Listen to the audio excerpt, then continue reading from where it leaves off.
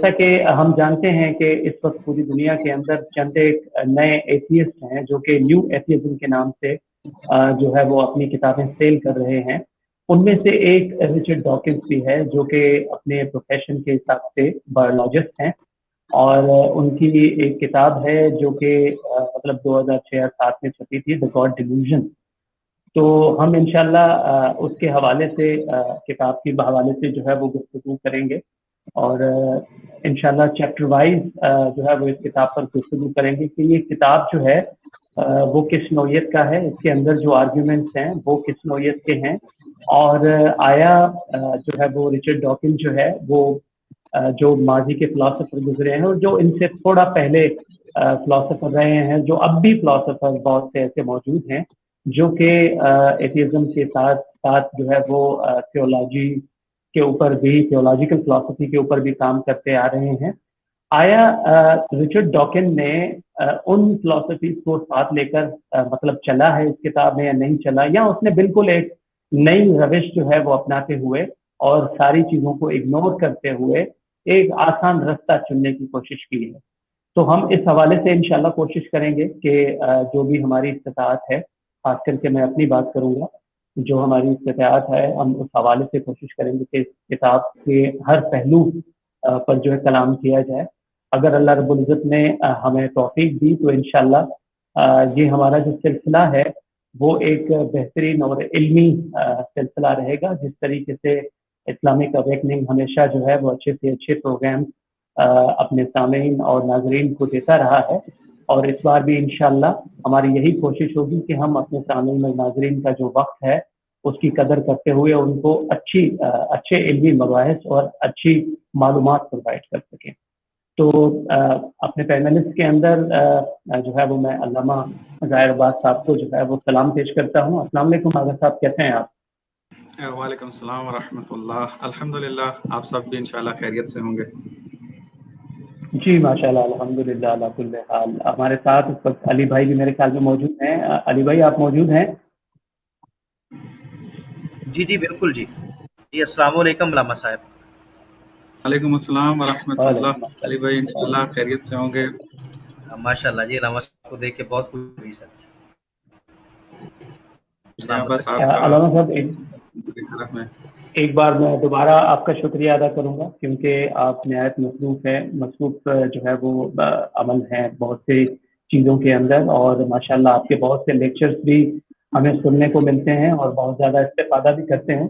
और माशाल्लाह हमारे लिए ये मतलब एक बहुत अच्छी अपॉर्चुनिटी है कि हम, यानी एक मौका है कि आपसे हम जितना सीख सकें उतना सीखें, क्योंकि हम तो मतलब इस लेवल पर नहीं हैं कि हम हर चीज़ का अच्छे तरीके से मुताला कर सकें। बस जितनी इस्तिताअत है उस हिसाब से कोशिश करते हैं, और इंशाल्लाह आपसे बहुत ज़्यादा इस्तिफादा करते भी रहे हैं और आगे भी इंशाल्लाह करते रहेंगे।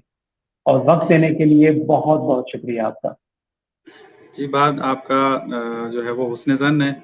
तो इंशाल्लाह हम भी अपनी तरफ से कोशिश करेंगे पूरी के जो कुछ सीखा है वो आप लोगों तक और अपने मुखातबीन तक जो है वो डिलीवर करें, और दीन इस्लाम का जिस तरीके से हक़ है उस तरह उसका दिफा कर सकें। आज का हमारा प्रोग्राम जो होगा वो द गॉड डिल्यूजन के हवाले से एक तारुफी होगा, शुरुआती। तो इंशाल्लाह हम बिस्मिल्लाह करते हैं, शुरू करते हैं। जो पहला मतलब जो सवाल जो बनता है वो ये है कि डॉकिंस और उसकी किताब वहम खुदा की इल्मी क्या हैसियत है। तो इस हवाले से चाहेंगे कि आप इस पर अहम मौजू है कि जिसको इस सेशन से हम जो है वो शुरू करने जा रहे हैं, और वो यही ये किताब जो मशहूर ज़माना है द गॉड डिल्यूजन के नाम से, इसका एक रद्द किया जाए। मामूलन जब भी बहस होती थी हमारी मुख्तलिफ लोगों से जो वेस्ट के अंदर रह रहे हैं, जिनके जहन में मुख्तलिफ सवालात थे दीन के हवाले से, इस किस्म के जब उनसे सवालात होते थे हमारे, तो दरमियान में नाम आता था रिचर्ड डॉकिंस का। तो वो जो उस माहौल से आगाह थे, वो इस बात के ऊपर मुत्तफिक थे कि रिचर्ड डॉकिंस तो एक जो है ना वो मीडिया का बंदा बना हुआ है, اور اس کے جو نظریات ہیں وہ کوئی اتنے زیادہ پختہ علمی نہیں ہیں، بلکہ اس کو جو اوپر چڑھایا گیا ہے وہ آپ یوں کہہ لیں کہ ٹی وی ٹیلی ویژن کے ذریعے یا میڈیا کے ذریعے جو ہے وہ اوپر لے کر آئے ہیں، والا اگر علمی حیثیت دیکھی جائے تو اس کے اندر کوئی اتنا بڑی کوئی چیز نظر نہیں آتی ہے، تو لہٰذا وہ ایوائڈ کرتے تھے رچرڈ ڈاکنز کے اوپر گفتگو کرنے سے۔ وہ دوسرے جو ان کی نظر میں ماہر افراد شمار ہوتے تھے علمی طور پر، تو وہ ان کے سوالات کو پیش کرتے تھے اور جواب طلب کرتے تھے آ کر۔ بھارت کتاب پڑھنے کا بھی جب اتفاق ہوا، دا گاڈ ڈیلیوژن کو، چونکہ اس کی شہرت بہت زیادہ، آفاقی اس کو کیا گیا، اس کو مختلف زبانوں کے اندر ترجمہ کیا گیا، اس کو ویب سائٹس کے اوپر جو ہے وہ فری میں جو ہے وہ ڈاؤن لوڈ کے قابل بنایا گیا۔ تقریباً آپ یوں کہہ لیں کہ زندہ جتنی بھی زبانیں اس وقت موجود ہیں اس میں یہ کتاب اویلیبل ہے۔ جب مطالعے کا موقع ملا تو معلوم ہوا کہ جو افراد ہمیں یہ کہتے تھے کہ رچرڈ ڈاکنز جو ہے کوئی بہت بڑی علمی شخصیت نہیں ہے، خصوصاً الہیاتی بحثوں کے اندر، تو یقین ہو گیا کہ جو باتیں وہ کر رہے تھے وہ بالکل واقع کے مطابق تھیں، کہ رچرڈ ڈاکنز جو ہے وہ کسی بھی اعتبار سے اپنی اس کتاب کے اندر، اور اس کے علاوہ بھی جو اس نے الہیاتی نظریات کو بیان کیا ہے اپنی کتابوں کے اندر، بالکل ایک طفل مکتب بھی محسوس نہیں ہوتا، کہ ابتدائیات جو دین کی ہوتی ہیں، ان کے جو کنسپٹس موجود ہیں مختلف ادیان کے اندر، اس سے بھی ہمیں یہ نابلد نظر آیا ہے، جہالت اس کی نظر آئی ہے، کہ انشاءاللہ کوشش ہے کہ ان سیشنز کے اندر جو ہے وہ اس جہالتوں کو جو ہے اس کے اندر جو ہے وہ واضح کیا جائے۔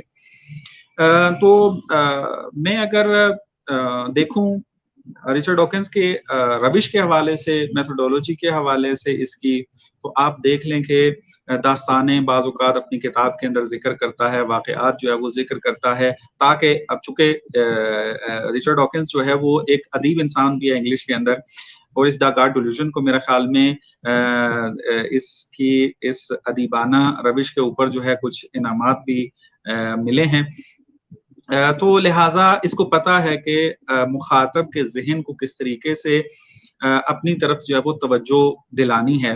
تو آپ ابتدائی کتاب کو ہی اٹھا کے دیکھ لیں تو آپ کو وہاں نظر آئے گا کہ ایک داستان سے ہی مطلب کو جو ہے وہ شروع کرتا ہے، اور مختلف جو ہے وہ باتوں کو شروع کرنے کے بعد تو اپنے مطلب کی طرف آتا ہے۔ مثلا اس کے پہلے اور دوسرے پہلے باب کو مخصوصاً جو ہے وہ دیکھ لیا جائے، ایسی باتیں کی ہیں کہ جو اس کے اصل ہدف کے ساتھ جو ہے وہ بالکل بھی مربوط نہیں ہے، لیکن یہ بات اس نے کیوں کی ہے؟ چونکہ وہ جانتا ہے کہ پہلے اس قسم کی داستانیں کہ جو معمولاً معاشرے میں اس کو نظر آئی ہیں وہ بیان کرے، تاکہ مخاطب کا ذہن اپنے ہمراہ کر لے، اور پھر اس کے بعد جو ہے وہ بعد والی بحثوں کے اندر چلا جائے۔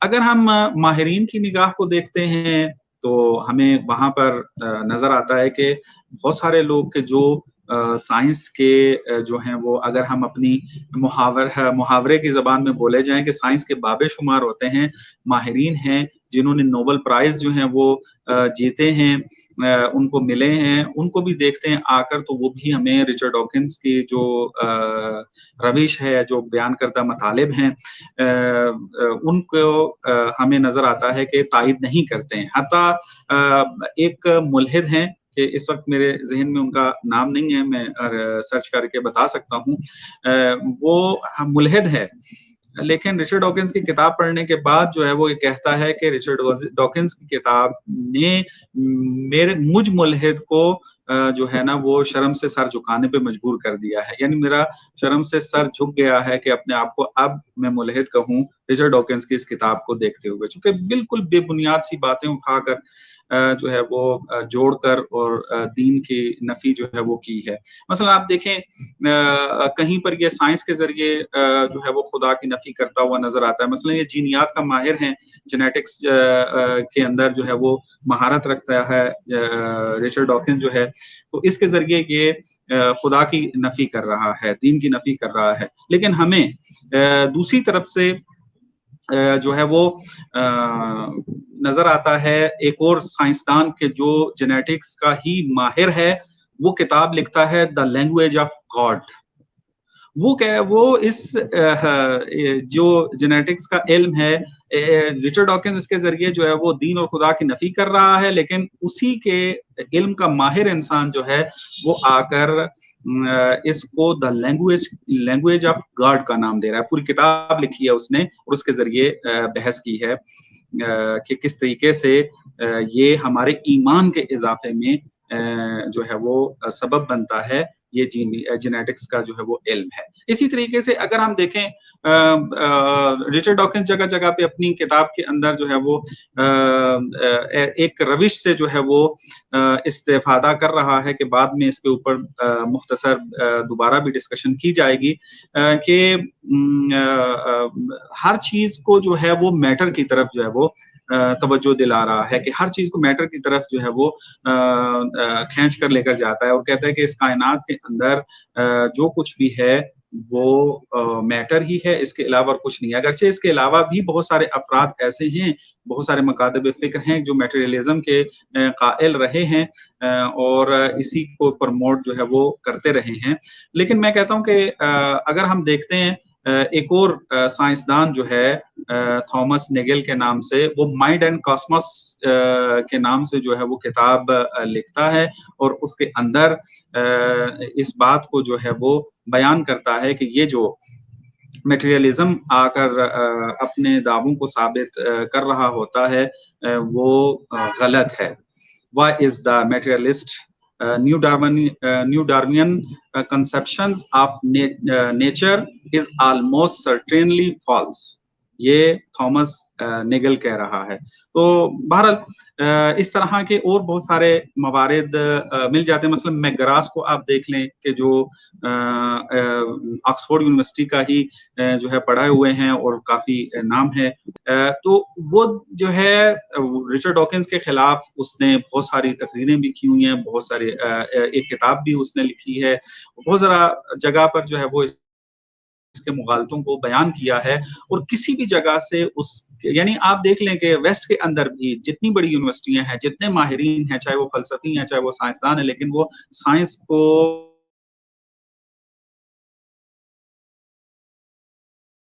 आप यूं कह लें कि साइंस द गॉड डिल्यूजन के इसके अंदर जो बयान करदा मतालिब और ये चीजें हैं उसकी तायद नहीं करते हैं। यानी हमें अभी तक इसकी इल्मी हैसियत को कबूल करने वाला कोई माहिर इंसान वेस्ट के अंदर नहीं मिला है। बाकी जो है वो आप देख लें कि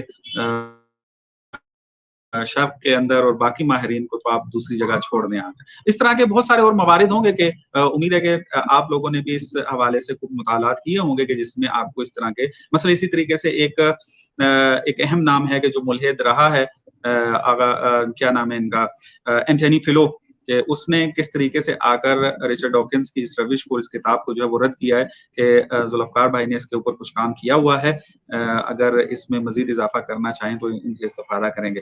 तो ये एक इसकी इल्मी हैसियत है किताब की। ये मैं ओवरऑल बयान कर रहा हूँ दूसरों की निगाह से कि इसकी कोई इल्मी हैसियत नहीं है रिचर्ड डॉकिंस की इलाहियात के अंदर। हाँ, अपने मैदान में जिसमें इसने काम किया है, जैसे जेनेटिक्स के अंदर जो है वो इसने काम किया हुआ है और माहिर है, उसकी के अंदर कोई शक नहीं है। लेकिन इलाहियाती बहसों के अंदर, फलसफी बहसों के अंदर इसकी कोई तखस्सुस नहीं है, इसकी कोई स्पेशलाइजेशन नहीं है। तो लिहाजा इसके किसी भी हर्फ की, किसी भी इबारत की, किसी भी मतलब की जो है कोई इल्मी हैसियत जो है वो नहीं रहती। और जैसा कि मैंने बयान किया मुख्तसर तौर पर जल्दी में कि कोई भी माहिर इसके इलाहियाती नजरियात की और साइंस के जरिए जिस तरीके से आकर ये दीन और खुदा की नफी करता है, इसकी और इसकी किताब द गॉड डिल्यूजन की कोई भी तायद नहीं करता है कि ये एक इल्मी काम है और इसको इल्मी तौर पर जो है वो लिया जाना चाहिए। किसी ने इसकी जो है वो तायद नहीं की है। जी आगा साहब, बहुत बहुत शुक्रिया। असल में इसी किताब के अंदर रिचर्ड डॉकिन ने एक जगह पर कहा है कि जो मेरे दिल के यानी करीब तरीन जो रेफरेंस है वो यही है कि एक बच्चा जब माँ से पूछता है कि अगर खुदा है तो फिर खुदा को किसने बनाया है, تو یہ کہتا ہے کہ میرے نزدیک یہ سب سے بڑا آرگیومنٹ ہے یعنی خدا کے نفی کے اوپر. تو یہ تو انشاءاللہ بات آگے چلے گی ہے. تو اس میں یہ بیان کروں گا کہ یہ جو آرگومنٹ جس کو سب سے بڑا بیان کرتے ہیں, بیان کروں گا کہ یہ آرگومنٹ کتنا زیادہ کمزور ہے کہ اگر کوئی فلسفے کی الف بے بھی جانتا ہو تو وہ اس سوال کا جواب دے سکتا ہے. تو رچرڈ ڈاکنز کس طریقے سے آگے وہی بتایا نا کہ نہیں, فلسفے اور الہیاتی دنیا کے اندر یہ جاہل انسان شمار ہوتا ہے, اس کو دین کے جو کنسپٹ ہیں وہ مکمل کلیئر نہیں ہے کہ کہا جائے کہ اس کی بات جو ہے وہ اتھینٹک شمار ہوگی. جی آپ بیان کر رہے تھے. جی اصل میں اینتھنی فلو 2008 میں جب اس پر بہت زیادہ لوگوں نے کرٹیسزم کرنا شروع کیا تھا تو انہوں نے دا گاڈ ڈیلیوژن کے اوپر ایک ریویو لکھا تھا. اچھا, اس ریویو کے اندر اینتھنی فلو لکھتے ہیں کہ by the atheist writer Richard Dawkins is remarkable in the first place for having achieved some sort of record by selling more than 1 million copies. کہتا ہے کہ اس حوالے سے اگر دیکھا جائے تو رچرڈ ڈاکن کی بہت بڑی اچیومنٹ ہے اور ریکارڈ اچیومنٹ ہے اس حوالے سے کہ ملین آف کاپیز جو یہ کتاب کی دا گاڈ ڈیلیوژن جو ہے وہ بکی ہے. کہتا ہے کہ but what is much more remarkable than the economic achievement is that the content. کہتا ہے کہ یہ جو مطلب اسے فائدہ ہوا ہے پیسوں کے حوالے سے اور اکانومیکلی جو فائدہ ہوا ہے اس اچیومنٹ کو سائڈ پر رکھتے ہوئے اگر ہم یہ دیکھیں کہ اس کے اندر آیا کنٹینٹس بھی ہیں کہ جس حوالے سے اس کتاب کو اتنی پذیرائی ملی یا یہ کتاب اتنا مشہور ہوا, تو یہ اینتھنی فلو جو ہے وہ اس کی کنٹینٹ کے اوپر بات کرتا ہے. پھر آگے کہتا ہے کہ اور رادر لیک آف کنٹینٹ, کہتا ہے کہ یا اس پر غور کسی نے کیا کہ اس کے اندر جو ہے وہ کنٹینٹ ہے ہی نہیں, یعنی اس کے اندر کچھ ایسا ہے نہیں کہ جس کو بندہ جو ہے وہ پڑھ کر کوئی آئیڈیالوجی کوئی نظریہ قائم کرے. آگے لکھتے ہیں کہ the show Dawkins himself to have become what he and his fellow secularists typically believe to be an impossibility, a secularist bigot. یہ رچرڈ ڈاکن کو کہتا ہے کہ یہ اور اس کے ساتھ جو دوسرے ساتھی ہیں جو اپنے آپ کو سیکولرسٹ سمجھتے ہیں اور یہ سمجھتے ہیں کہ مطلب ہر چیز اس نہج پر ہے جسے مطلب ناممکن سمجھا جائے اور اس طرح خاص کر کے مذہب کے حوالے سے, تو یہ کہتا ہے کہ یہ جو سیکولرسٹ ہیں یہ اصل ہے یعنی تعصب ہے ان کے اندر بہت زیادہ. اور واقعا ان کی اگر کتاب پڑھی جائے دا گاڈ ڈیلیوژن تو اس کے اندر آپ دیکھیں گے تو زیادہ سے زیادہ آپ کو اس کا تعصب نظر آئے گا مذہب کے خلاف.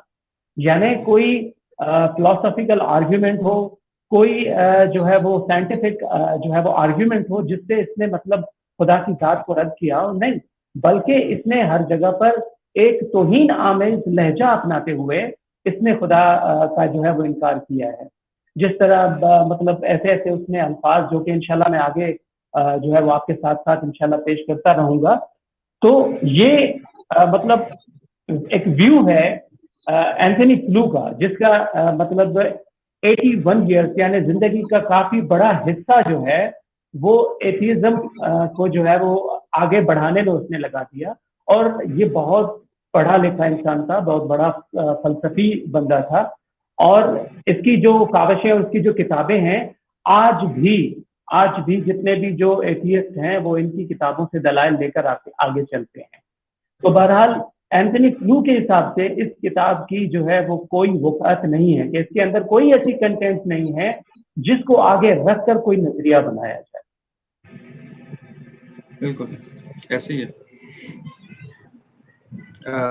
یہ جو میں نے کہا تھا کہ ایک ملحد نے جو ہے وہ کہا ہے کہ میں نے جب اس کی کتاب یہ پڑھی ہے دا گاڈ ڈیلیوژن جو ہے تو شرمندہ ہو گیا ہوں. یہ مائیکل رس ہے میرے خیال میں, نیچے کسی نے مخاطب نے جو کمنٹ بھی کیا تھا ہمارا یہ جمی بھائی نے میرے خیال میں جمی بھائی نے کیا تھا. جی ہاں میں نے بھی پڑھا تھا وہ.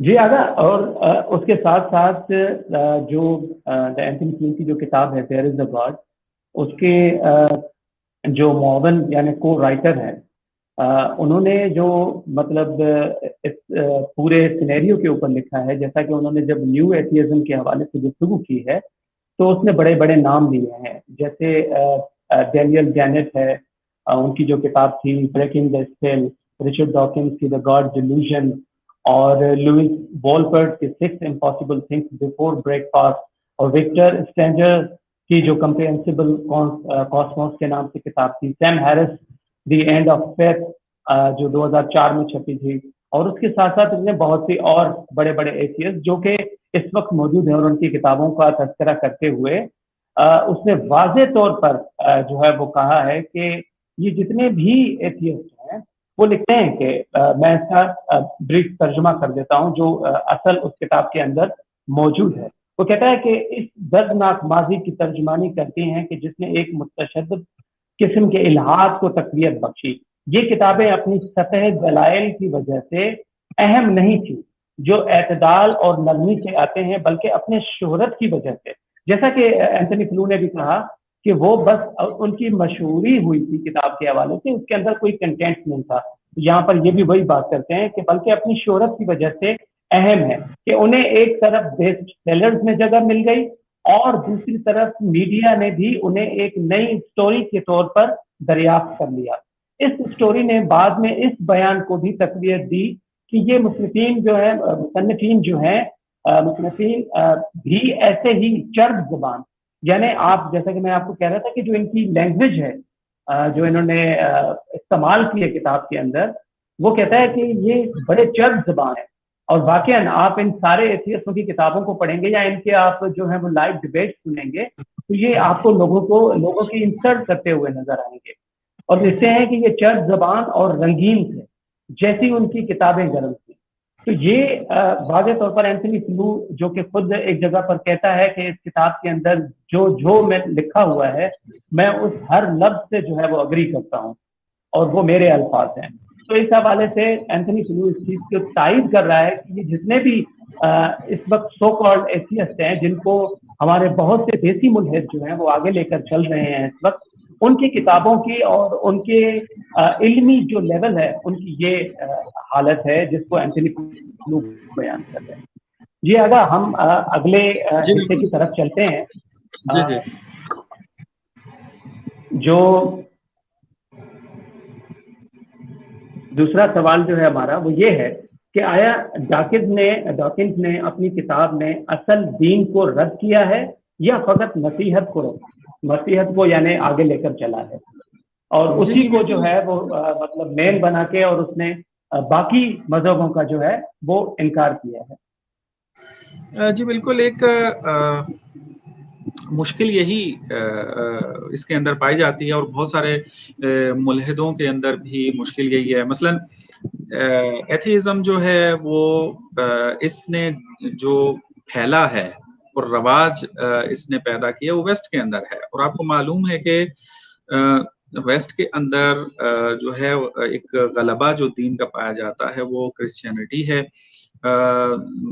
کرسچن جو ہیں وہ زیادہ ہیں، تو لہٰذا وہاں جو ان کے متفکر لوگ تھے یا دین کو مطالعہ کرتے تھے وہ فقط کرسچینٹی کو مطالعہ کرتے تھے، چاہے ان کے فلسفی ہوں، چاہے ان کے سائنسدان ہوں، چاہے ان کے عوام ہوں۔ ظاہر سی بات ہے جب ان کا ایک رائج دین رسمی اور جو ہے دین وہ کرسچینٹی ہے تو وہ اسی ہی کی تعلیمات کو جو ہے وہ پڑھیں گے، اس کی ترویج کریں گے اور اس کے بارے میں بات کریں گے۔ اگر کوئی نقص نظر آتا ہے تو اسی کے نقص کے بارے میں جو ہے وہ بات کریں گے۔ تو لہٰذا ہم اگر دیکھتے ہیں تو ڈاکنز جو ہے وہ بھی کیا ہے، مسیحیت ہی کو مد نظر رکھ کر آگے چلا ہے، چونکہ اس کا چونکہ وہ تو ایک علم جو ہے وہ اس کا ماہر ہے سائنس کے اندر، جینیٹکس کے اندر، اور اس کے علاوہ اس کا کوئی اسپیشلائزیشن نہیں ہے۔ دوسرے جو سبجیکٹس موجود ہیں جیسے مثلا فلسفہ ہو گیا، جیسے مثلا اسٹڈی ہو گیا، اس کا ادیان کے حوالے سے ہو گیا، ریلیجنس کے بارے میں کوئی مطالعہ جو ہے وہ اس کا نہیں ہے۔ تو لہٰذا اس نے دیکھا کہ کرسچنز کے اندر جو ہے وہ بہت ساری مشکلات اگر موجود ہیں تو اس نے انہی کنسیپٹس کو جو ہے وہ مد نظر رکھا اور آ کر رد کیا اس کو۔ تو گویا کہ وہ اپنی اس کتاب کے اندر کرسچینٹی کو رد کر رہا ہے، نہ کہ دین کو، کہ چاہے وہ دین اسلام ہی کیوں نہ ہو، دین اسلام کو رد نہیں کر رہا ہے وہ، بلکہ وہ کرسچینٹی کو رد کر رہا ہے۔ مثال کے طور پہ آپ دیکھ لیں کہ کہ جب یہ دوسرے باب کے اندر جاتا ہے رچرڈ ڈاکنز تو اس کے اندر یہ وجود خدا کے دلائل کو رد کرتا ہے. تو آپ دیکھ لیں اس کے اندر جو دلائل یہ ذکر کرتا ہے وہ تھامس ایکوینیس سے لے کر آ رہا ہے. تو وہ مسیحی ایک متکلم تھے, ایک ان کے فیلسوف گزرے ہیں, بہرحال اس کی ایک اپنی خدمات ہیں کرسچینٹی کے اندر, لیکن دین وجود خدا کے اوپر یہی فقط دلائل نہیں تھے کہ جس کو جو ہے وہ رچرڈ ڈاکنز جو ہے وہ لے کر آتا ہے اور تمسخرانہ انداز کے اندر جو ہے وہ اس کو رد کرتا ہے, کہ انشاءاللہ جب اس دوسرے باب میں ہم پہنچیں گے تو اس کے اوپر گفتگو کریں گے کہ رچرڈ ڈاکنز کی کیا حیثیت تھی اور کس طریقے سے یہ آرام سے تیزی کے ساتھ جو وہ گزر جاتا ہے اور اس کو چھیڑتا بھی نہیں ہے بحث کو. پتہ چل جاتا ہے کہ رچرڈ ڈاکنز کی جو ہے وہ فلسفے اور تھیولوجی کے اندر جو ہے وہ کیا مہارت ہے, بلکہ اپنی جہالت کا اظہار کرتا ہے وہ یہاں پر. اسی طریقے سے اگر آپ دیکھیں کہ رچرڈ ڈاکنز جو ہے وہ خدا کے مفہوم کو جو وہ لے کر آگے چل رہا ہے تو وہ گاڈ آف کیپس کو لے کر چل رہا ہے, یا مثلا یہ جس کو ہم کہتے ہیں کہ یہ خلا کو اور خالی جگہ کو پر کرنے والا خدا جو ہے وہ لے کر جو ہے وہ چل رہا ہے. تو لہٰذا ہم دیکھتے ہیں کہ یہ اگر موجود ہے یہ کنسپٹ اگر, تو وہ کرسچینٹی کے اندر یہ کنسپٹ موجود رہا ہے ایک حد تک, لیکن ساری کرسچینٹی جو ہے وہ اس کے قائل نہیں ہے. مثلا آپ اگر میکگراس کی کتاب کا مطالعہ کریں تو جو اس نے رچرڈ ڈاکنز کے رد میں لکھی ہے, وہ آ کر اس بات کا جو ہے وہ اقرار کرتا ہے کہ یہ جو جس مفہوم کو لے کر چل رہا ہے وہ گاڈ آف گیپس والا جو ہے وہ کنسپٹ لے کر چل رہا ہے, لیکن یہ قدیمی تصور ہے. یہ میکگراس کا کہنا ہے کہ یہ قدیمی تصور ہے خدا کے بارے میں. آج کے جو ماہرین ہیں الہیات کے وہ اس کنسپٹ کو جو ہے وہ قبول نہیں کر رہے ہیں. تو اگر ہم دین اسلام کو آ کر دیکھتے ہیں تو آپ کو ایک آیت بھی ایسی نہیں ملے گی قرآن کے اندر کہ جہاں پر خدا کے بارے میں کنسپٹ یہ ذکر ہو کہ ہم خدا کو وہاں پر مؤثر مانتے ہیں کہ جہاں پر بشر کچھ نہ کر پائے, گیپ نظر آئے اس کو, جہاں پر اس کو کوئی جو ہے وہ رائے حل نہ مل رہا ہو پھر نسبت دے رہے ہوں کہ یہ خدا کا کام ہے. نہ بلکہ قرآن مجید کے اندر جو ہے وہ خداوند متعال جو ہے وہ اپنا بھی تعارف جو کروا رہا ہے, مفہوم خدا جو ذکر ہے, اور ہمارا ہر فلسفی, ہمارا ہر متکلم جو ہے, ہمارا ہر فقیہ, ہر انسان جو کنسپٹ رکھتا ہے خدا کے بارے میں وہ یہ ہے کہ خداوند متعال انسان کے اس کائنات کے اندر بھی ہر موجودات کے ساتھ موجود ہے اور کیا ہے, مؤثر ہے.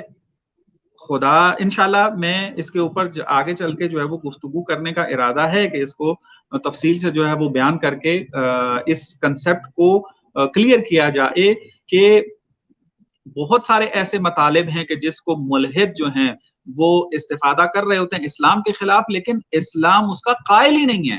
ایک کتاب, ایک عبارت نہیں ملتی ہے اس کے بارے میں کہ جس کو وہ آگے لے کر چل رہے ہوتے ہیں. تو میں اس کے اندر جو ہے وہ زیادہ نہیں چاہتا, چونکہ ہمارے یہ بعد والی بحثوں کے اندر تفصیل سے مطلب آ جائے گا. تو اس طرح کے بہت سارے ہیں, مثلا جو داستانی یہ ذکر کر رہے ہیں رچرڈ ڈاکنز, مثلا ابتدا ہی میں بعد میں بھی جا کر داستانے جو ذکر کر رہا ہے وہ ساری کرسچینٹی سے لے کر آ رہا ہے. تو کیسے ہو سکتا ہے کہ آپ ایک مذہب کا مطالعہ کریں اور وہ بھی صحیح طریقے سے نہ کریں, ان کے ماہرین کی آراء کو, نظریات کو مکمل طور پر نہ پڑھیں اور رد کر رہے ہوں آ کر, اور نتیجہ یہ لے رہے ہوں کہ بس پھر کسی قسم کا دین جو ہے وہ درست نہیں ہے. جیسے میں نے بیان کیا ہے کہ دین اسلام کو اگر آپ لے لیں, دین اسلام جو ہے وہ تدبر و تفکر کی دعوت بھی دیتا ہے.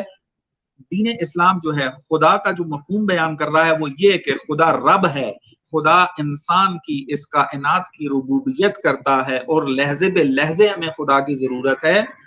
اور ایسا نہیں ہے کہ خدا نے اس کائنات کو خلق کر کے اب ہاتھ پہ ہاتھ نعوذ باللہ رکھ کر بیٹھ گیا ہے اور کام جو ہے وہ بشر کے اوپر ہے کہ نہ, بلکہ وہ موارد, وہ والی جگہیں بھی کہ جہاں پر بشر انکشافات کر رہا ہے, ترقی کر رہا ہے سائنس کے ذریعے, تو وہاں پر بھی ربوبیت ہے خدا کی, اور خدا ہی جو ہے ان اسباب کے اندر مؤثر جو ہے وہ نظر آ رہا ہے. اسی طریقے سے جو ہے وہ اور بہت سارے کنسپٹس ہیں کہ جو ہمیں نظر آتا ہے کہ یہ مسیحیت سے لے کر جو ہے وہ اسلام کے اوپر تھوپے جا رہے ہیں اور پھر اس کے ذریعے اسلام کو رد کیا جا رہا ہے. اور پھر ہم اگر پاکستانی مولدوں کا حساب لگائیں تو یہ تو رچرڈ ڈاکنز سے بھی گئے گزرے ہیں. یعنی آپ کہیں کہ اگر یہ جو اردو زبان میں مولد کام کر رہے ہیں یہ کاپی پیسٹ بھی صحیح طریقے سے نہیں کر رہے ہیں. یہ پڑھ کے آ جاتے ہیں مطالب کو اور پھر آ کر بیان کرنا شروع کر دیتے ہیں. حتیٰ جس کتاب سے یہ نقل کر رہے ہیں ان کی مطالب کو بھی صحیح طریقے سے جو ہے وہ سمجھ نہیں رہے ہوتے ہیں. اس کی ایک نمونہ بہترین آپ کو نظر آ رہا ہے کہ کتنے عرصے سے یہ جو ہے وہ نعرے بلند کر رہے تھے اور سائنس کے ذریعے اور ایوولوشن کے نظریے کے ذریعے دین اسلام کو چیلنج کر رہے تھے آ کر.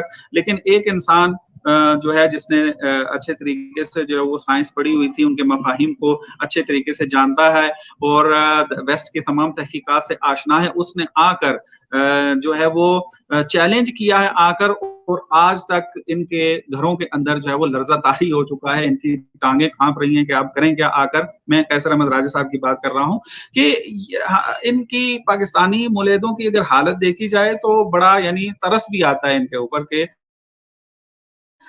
بیچارے جو ہیں وہ نفسیاتی مشکل رکھنے کی وجہ سے ملحد بن گئے, اپنی جہالت کی وجہ سے جو ہے وہ ملحد بن گئے.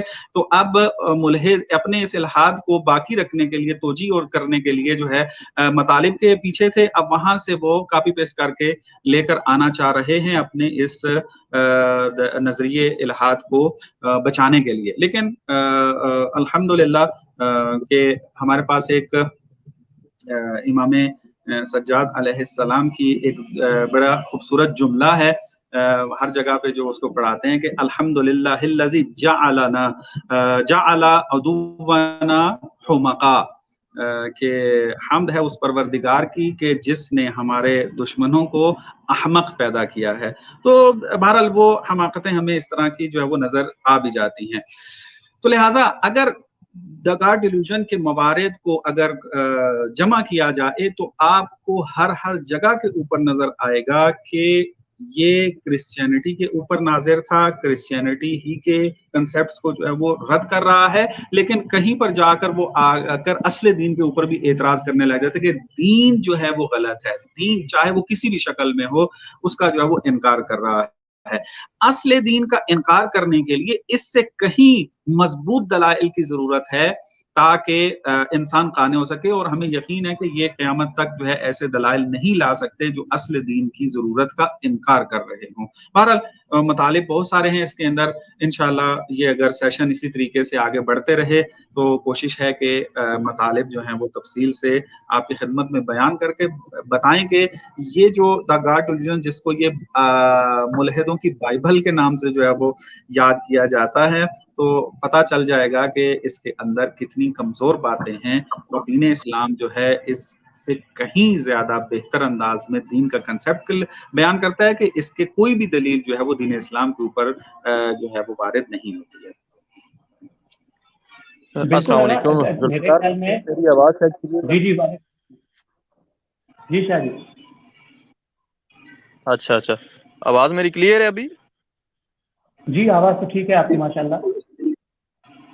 اچھا, بہت ہی عمدہ انداز میں ماشاءاللہ سے آپ پروگرام کو لے کے چل رہے ہیں اور علامہ صاحب بھی ہمیں مستفید فرما رہے ہیں. تو ایک سوال آپ دونوں سے میں کرنا چاہتا ہوں. جس طرح سے آپ نے اس کتاب کی حیثیت بتائی ہے, ہم تو یہی سنتے آئے ہیں آج تک کہ جی یہ ملحدین کی بائبل کہلاتی ہے یہ کتاب, ٹھیک ہے, جبکہ آپ نے بتایا کہ اس میں تو کچھ بھی نہیں رکھا ہوا. تو کیوں کر یہ بیسٹ سیلر کتاب رہی اور اس کے ساتھ ساتھ یہ اتنی اس کی مشہوری کیوں ہوئی ہے؟ اس کی کیا وجہ ہے یا کیا محرکات ہیں اس کے زیادہ اتنا مشہور ہو جانے کے؟ اور جی بالکل جی علامہ صاحب اس پہ تھوڑی روشنی ڈالیے گا. اور اس کے ساتھ ساتھ کچھ لوگ لنک کہہ رہے ہیں کہ جی ہمیں پرووائڈ کریں, ہم بات کرنا چاہتے ہیں, تو ان کو بھی بتا دیتے ہیں کہ انشاءاللہ جلدی لنک آپ کو دے دیتے ہیں, تو پھر آپ ڈائریکٹ آ کے علامہ صاحب سے جو کوشچن وغیرہ ہو وہ کیجیے گا. اس پہ آپ بھی علامہ صاحب روشنی ڈالیں. اور ذوالفقار بھائی جی, کیونکہ آپ نے تو بالکل ہی اس کو کھڑے لائن لگا دی ہے کہ اس میں کچھ ہے ہی کچھ نہیں. شاہ جی ہمارے پاس جو ہے وہ دو سوال رہتے ہیں جو کہ میں علامہ صاحب سے پوچھوں گا, اور اس کے ساتھ ساتھ کچھ میرے پاس بھی ہیں مطالب, تو میں ان کے ساتھ ساتھ کچھ جو ہے وہ بیان کرتے چلوں گا. انشاءاللہ ہم جب ڈیٹیل میں گفتگو کریں گے, اصل جو اس کتاب کی کرنے کا جو مزہ آئے گا وہ تب آئے گا جب ہم ان کے آرگیومنٹس جو انہوں نے دیے ہیں اس لیول پر ہم جب گفتگو کریں گے کہ کس طریقے کے آرگیومنٹس دیے ہیں انہوں نے کسی بھی مذہب یا خدا کو رد کرنے کے، تو انشاءاللہ جو آرگیومنٹ لیول ہوگا اس پر جب گفتگو ہوگی تو تب پتہ لگے گا کہ یہ مطلب کس لیول کا جو ہے وہ کس لیول کی کتاب ہے۔ جی اعلیٰ صاحب ان کے سوال کا آپ جواب دے دیں تو پھر انشاءاللہ جی میں جی مختصر میں دیکھیے اس کے اندر ایک جو چیز میں نے دیکھی ہے، رچرڈ ڈاکنز نے بہت، اب جیسے میں نے پہلے بیان کیا تھا کہ یہ انگلش کے جو ہیں ادیب انسان ہیں، تو بڑی آپ پہلے ملحدین کو اگر آپ دیکھیں کہ جو فلسفیانہ انداز میں آ کر مذہب کو رد کرتے تھے، خدا کے وجود کا انکار کرتے تھے، تو اس وقت وہ ملحد جو ہیں فلسفیانہ اصطلاحوں اور ٹرموں کو استفادہ کرتے تھے۔ جیسے مثلا ڈیوڈ ہیوم کو دیکھ لیا جائے، ڈیوڈ ہیوم کا اگر جو ہے وہ کتابوں کو مطالعہ کیا جائے تو ایک عام انسان جو ہے اس کی باتوں کو فہم ہی نہیں کر پاتا، تاکہ وہ اس کی باتوں کو سمجھ کر پھر آ کر ملحد بنے اور پھر اس الحاد کو ڈیوڈ ہیوم کی اس دلیلوں کے ذریعے جو ہے وہ آگے لے کر چلے۔ تو یہ ایک الحاد تھا کہ جو پہلے موجود تھا، لیکن آہستہ آہستہ جب سائنس نے ترقی کرنا شروع کی ہے اور بہت ساری ایجادات سامنے آئیں اور بہت سارے ایسے کنسیپٹ کے جو معاشرے میں رائج تھے وہ ٹوٹنا شروع ہوئے، تو اب یہاں پر جو ہے یہ آہستہ آہستہ فکر بننا جو ہے وہ شروع ہو گئی کہ جو ہے وہ سائنس ہی سب کچھ ہے، لیکن سائنس پہلے جو ہے وہ سادہ زبان میں بیان نہیں ہوتی تھی، وہ بھی ٹرموں میں استعمال ہوتی تھی، اپنی جو اس کی ٹرمینولوجی تھی اس کے مطابق آ کر سائنس کو بیان کیا جاتا تھا۔ اور ظاہر سی بات ہے جو انسان سائنس نہیں پڑھا ہوا ہے تو وہ جب سائنسی ٹرمینالوجی کو دیکھتا ہے تو اس کو سمجھ میں نہیں آتی، تو لہٰذا سائنس جو ہے وہ اتنا زیادہ ترویج جو ہے وہ نہیں کر پاتی تھی۔ لیکن رچرڈ ڈاکنز نے ایک جس مہارت کا استفادہ کیا ہے اور وہ کامیاب بھی جو ہے وہ ثابت ہوئی ہے، وہ یہ کہ سائنس کے جو کنسیپٹ ہیں ان کو بہت زیادہ سادہ کر کے بیان کیا جائے، اور آپ دیکھیں اسی مہارت کے اندر وہ تدریس بھی کر رہے ہیں آ کر، اور سائنس کے وہ بڑے سادہ لیول پر آ کر حتیٰ بچوں کے لیے بھی جو ہے وہ بیان کر رہے ہیں مختلف صورتوں میں آ کر۔ تو یہ سادہ سازی کرنا سائنس کی، اور دوسری طرف سے اس بات کو ترویج کرنا کہ جب سائنس کائنات کی وضاحت کر رہی ہے تو اب دین کی ضرورت نہیں ہے، اس کو رچرڈ ڈاکنز جو ہے وہ اپنے ادیبانہ انداز میں آ کر اور داستانوں کی شکل میں اور مغالطے جو اس کا ایک روش ہے ڈاکنز کی، اس سے استفادہ کر کے اس نے جو مطالب بیان کیے ہیں تو عام فہم ہے بہت زیادہ۔ جب عام فہم ہے، ہر عامی انسان جو ہے وہ اس کو سمجھ سکتا ہے کہ جو تھوڑا بہت شغف رکھتا ہے علم کے ساتھ کسی حد تک اس نے جو ہے وہ تعلیم حاصل کی ہوئی ہے تو وہ اس کی دا گاڈ ڈیلیوژن کے اندر بیان کردہ مطالب کو جو ہے وہ سمجھ جاتا ہے۔ تو یہ جو سادہ سازی تھی اور لوگوں کے عام سطح کے اوپر آ کر گفتگو کرنا تھی اس کتاب کے اندر، یہ ایک بنیادی وجہ بنی ہے کہ یہ کتاب جو ہے وہ مقبول واقع ہو۔ اور ظاہری بات ہے لوگ الہیاتی اعتبار سے تو کمزور رہتے ہیں، عقائد کے اوپر کام نہیں کرتے ہیں، تو لہٰذا جب اس قسم کے مشکوک الفاظ اور عبارات مطالب آتے ہیں تو ایک مرتبہ ایک دم سے جو ہے وہ سوچنے پر مجبور ہو جاتے ہیں۔ اور دوسرا جو ہے وہ اس ظاہری سی بات ہے ایک جو فکر حاکم چلی آئی ہے، ایک ماڈرنزم اور ایک پوسٹ ماڈرنزم جو ہے، ماڈرنزم جو ہے یہ چل رہی ہے، تو اس میں آپ آ کر دیکھیں کوشش یہ کی گئی ہے اس میں کہ دین کو جو ہے وہ زندگی سے جدا کر دیا جائے۔ ماڈرنزم کے اندر بھی یہی سلسلہ چلا آیا ہے، اب پوسٹ ماڈرنزم جو ہے وہ چل رہی ہے، تو اس کے اندر بھی جو ہے یہی فکر بہت زیادہ ان لوگوں کے نسبت بہتر انداز میں وہ کام کر رہے ہیں۔ تو لہٰذا یہ کتاب چونکہ ان کے لیے بہت زیادہ کرامت ثابت ہو رہی تھی تو اس کو باقاعدہ پروموٹ بھی کیا گیا، میڈیا کے ذریعے پروموٹ کیا گیا، اس کو سیاست کے ذریعے جو ہے پروموٹ کیا گیا، اور اس طریقے سے بہت سارے حربے جو ہیں وہ استعمال کیے گئے، اور اس کتاب کو پھیلانے کے اندر جو ہے وہ ہر اس انسان نے کہ جو چاہتا ہے کہ معاشرہ دین سے دور رہے उसके अंदर उन्होंने अपना किरदार जो है वो अदा किया है। तो लिहाजा मेरे ख्याल में ये चंद असबाब बने हैं कि ये किताब जो है वो पूरी दुनिया में, अच्छा फिर जहाँ जो चीज़ मशहूर हो जाती है, जाहिर सी बात है अवाम, फिर जो आम सतह के लोग होते हैं वो शोहरत के पीछे होते हैं। जब वो देखते हैं कि हर मुल्क के अंदर इस किताब का चर्चा है, इसके ऊपर बात हो रही है, तो हतमन कोई इल्मी किताब है, तो वो अपने जहन में एक कंसेप्ट बना लेते हैं कि ये एक इल्मी किताब है, इसका मुकाबला जो है वो कोई नहीं कर पाया, और इस किस्म की बात। हालांकि इसके कम इल्म होने की वजह से जो है बहुत सारे माहिरीन ने इसका जवाब जो है वो नहीं दिया है। तो ये चंद वजूहात मेरे जहन में थी जो मुताले के बाद जो है वो मैंने आपको बयान की हैं। इसके अलावा अगर जुल्फकार भाई के जहन में अगर कोई नुक्ता है इस हवाले से तो वो बयान कर सकते हैं। जी अगर साहब, असल में मैं एक रिव्यू पढ़ रहा था जिम हॉल्ट का था, जो कि 2006 का है, अक्टूबर 22 2006। ये न्यूयॉर्क टाइम्स के ऊपर मौजूद है, बियॉन्ड बिलीफ के नाम से, अगर कोई भी पढ़ना चाहे तो उसके अंदर मौजूद है। वहाँ पर वो कहता है कि ज़्यादातर जो इसकी किताब की जो मशहूरी है वो इनके अपने चेहरे हैं। एक तो ये है सबब, और दूसरा ये है कि इन्होंने जो खास करके रिचर्ड डॉकिंस की बात करते हैं, क्योंकि उनका ये जो तज्जिया है वो भी इसी किताब के ऊपर ही है।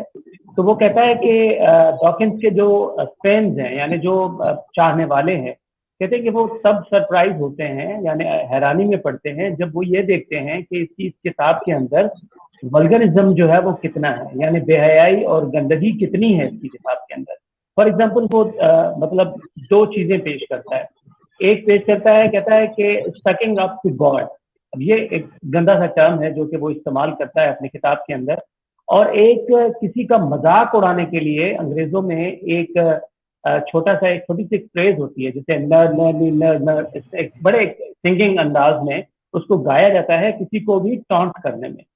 तो ये ज्यादातर अपनी इस किताब के अंदर, जैसा कि आपने कहा कि ये कहानियां बना के लोगों को पेश करता है, कहानियां बना के और रिलीजन जो है वो लोगों के जो बिलीफ हैं उनकी तौहीन करके लोगों को जो है वो तस्कीन पहुंचाता है। अब जो लोग रिलीजन से हटे हुए होते हैं और जब ये तौहीन देखते हैं, उनको शायद ये महसूस होना शुरू होता है कि शायद मजहब की कोई इतनी बड़ी वक़्त है नहीं, तभी हर कोई उसका मजाक उड़ा रहा है। तो कुछ लोग इस तरीके से भी हट जाते हैं और फिर ऐसे लोगों को पसंद करना शुरू करते हैं। और मैं अगर अपना एक्सपीरियंस शेयर करूं तो मैंने अक्सर इनके लाइव डिबेट्स में भी मैंने इनको देखा है, खास करके रिचर्ड डॉकिंस को, तो ये बड़ा अग्रेसिव और तौहीन करने वाला बनता है। इवन जो ऑडियंस के अंदर मौजूद होते हैं, जब इन पर हंसना शुरू करते हैं तो ये उनकी भी तौहीन करना शुरू करता है। तो इसकी किताब के बेस्ट सेलिंग होने की जो मेन वजह है वो यही है, इसकी चर्ब ज़बानी और इसका लहजा और इसका तरीक़ेकार। अदरवाइज इसकी जो आर्ग्यूमेंट्स लेवल हैं वो बिल्कुल बचकाना है। और इवन मैं आपको ये भी बताता चलूं कि इसकी सिर्फ ये किताब नहीं, सेल्फिश जीन्स के हवाले से भी इसके जितने भी नजरियात हैं उन पर भी बहुत ज्यादा क्रिटिसिज्म मौजूद है इस वक्त। तो बहरहाल ये उनको खुद पेश नहीं करता और उनकी तरफ रुजू नहीं करता और अपनी एक हठधर्मी और जिद पर बाकी रहता है। तो ये भी एक सलाहियत होती है बंदे के अंदर कि आप झूठ पर इतना कायम रहें कि वो सच लगने लगे लोगों को। तो असल में इस किताब के अंदर ऐसा कुछ है नहीं, बस यही है कि लोग जब इसको देखते हैं तो उनको लगता है कि ये माइकल मोरे की मूवीज हैं जो कि वो देख रहे हैं और इंटरटेन हो रहे हैं। बाकी इसमें इल्मी हवाले से कुछ भी नहीं है। अल्लामा साहब, सवाल ये था कि अल्लाह जो है वो मेल है या फीमेल है? मैं इसका जवाब देता हूँ अगर इजाजत हो। अगर आपकी बात मुकम्मल हो गई है? जी जी जी जी, बिस्मिल्लाह साहब, बिस्मिल्लाह। मैं तो वो कर रहा था, जवाब तो मैं आपसे ही चाहता था सर। नहीं तो देखें, मेल और फीमेल का कंसेप्ट कहाँ पाया जाता है कि जहां पर आप ये कह लें कि मादी या जिस्म हो, मादी हो, वहां पर मेल और फीमेल का कंसेप्ट पाया जाता है। मसलन आप देख लें, इस जहान के अंदर आपको हर मादी चीज जो है आपको मुज़क्कर और मुअन्नस की शक्ल में नजर आएगी, चाहे वो इंसान हो, चाहे वो पौधे हों, या और जो है वो हशरात हों, जानवर हों, जो भी, वो आपको मुज़क्कर और मुअन्नस में नजर आएंगे। लेकिन एक हम देखते हैं कि जो चीज मादी नहीं है, मादे में नहीं, मैटर से ताल्लुक नहीं है उसका, मैटर को खल्क करने वाला है, मैटर से मावरा है, मेटाफिजिक्स से उसका रब्त है, कि जिसको हम फलसफी जबान में मुजर्रद कहते हैं। کہ جو مجرد ہو ذات کے اعتبار سے، یعنی جو نہ زمان رکھتا ہو، نہ مکان رکھتا ہو، نہ جسم رکھتا ہو، نہ جسمانیت رکھتا ہو، کوئی چیز نہ رکھتا ہو، ہر چیز سے مبرہ منزہ سب کچھ ہو، اس کو ہم مجرد کہتے ہیں۔ مجرد نہ مذکر ہے نہ مؤنث۔ مذکر مؤنث کی جو ہم نے تفکیک اور جدائی کی ہوئی ہے اور اس کو لے کر آتے ہیں، وہ ہم اپنی مادی دنیا کے اندر اس کا کنسپٹ رکھتے ہیں، اور خدا مادے کے اندر نہیں آتا ہے، مادے سے ماورا ہے۔ بس مذکر مؤنث کا سوال کرنا خدا کے بارے میں جو ہے وہ اصل سوال ہی غلط ہے، اس کا جواب بنتا ہی نہیں ہے، کیونکہ جواب اس سوال کا ہوتا ہے جو سوال ٹھیک ہو۔ یہاں تو سوال ہی غلط ہے، کیونکہ جسم نہیں ہے خدا تاکہ اس کو مذکر اور مؤنث میں بدلا جائے، بلکہ خدا خالق جسم ہے اور جسم سے جو ہے وہ منزہ و مبرہ ہے۔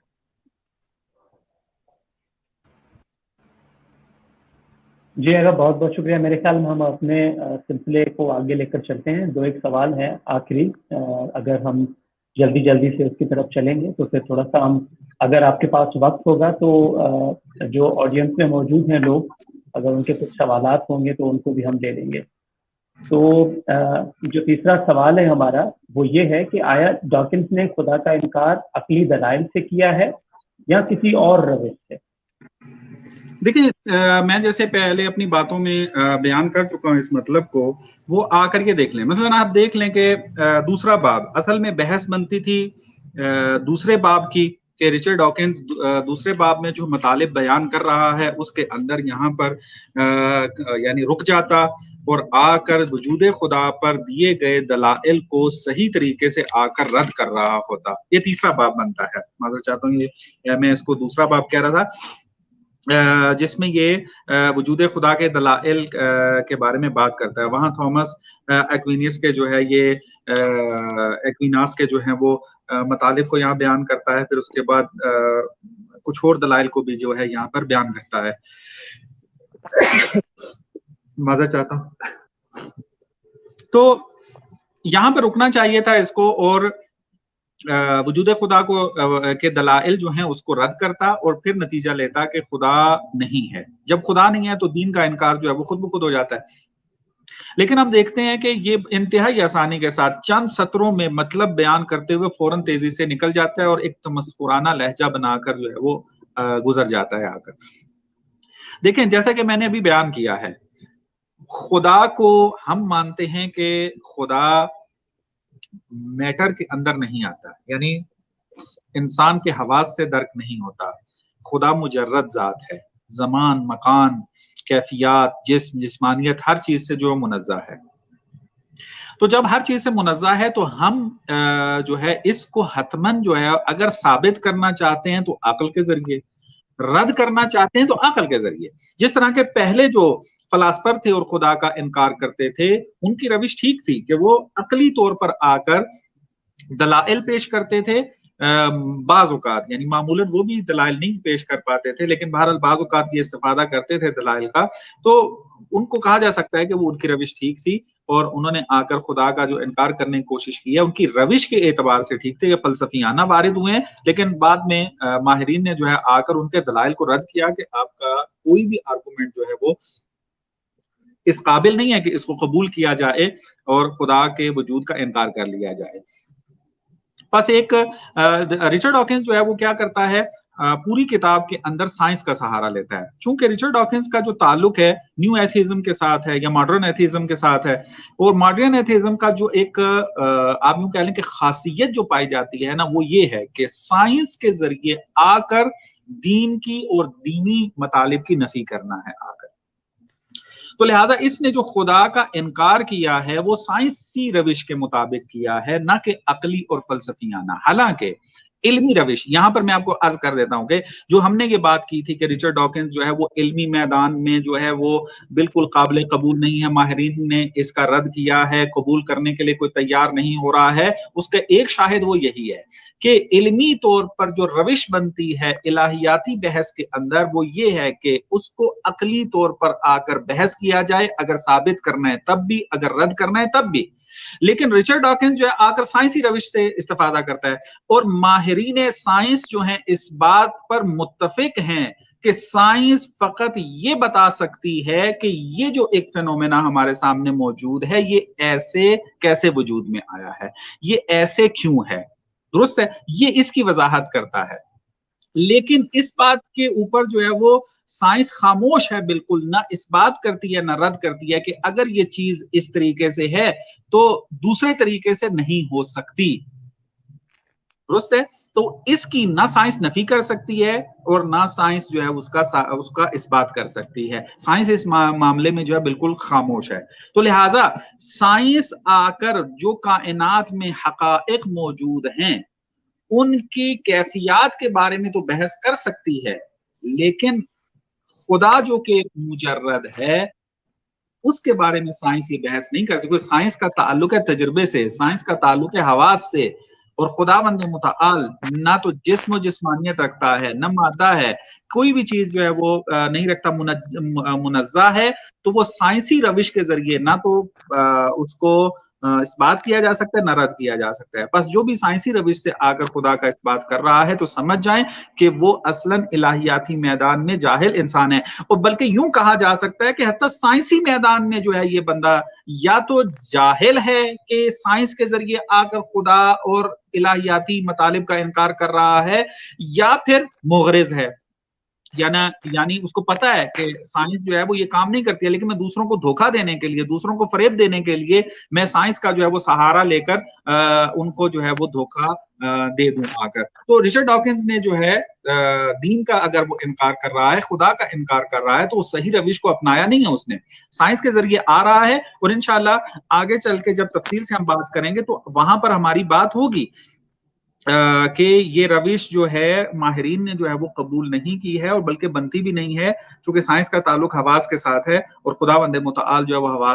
حواس میں نہیں آتا ہے۔ نہ سائنس کے ذریعے خدا کو ثابت کیا جا سکتا ہے، نہ ہی اس کو جو ہے وہ رد کیا جا سکتا ہے، بس یہ روش جو ہے اس نے غلط اختیار کی ہے۔ تفصیلات انشاءاللہ پھر آہستہ آہستہ بیان کیے جائیں گے۔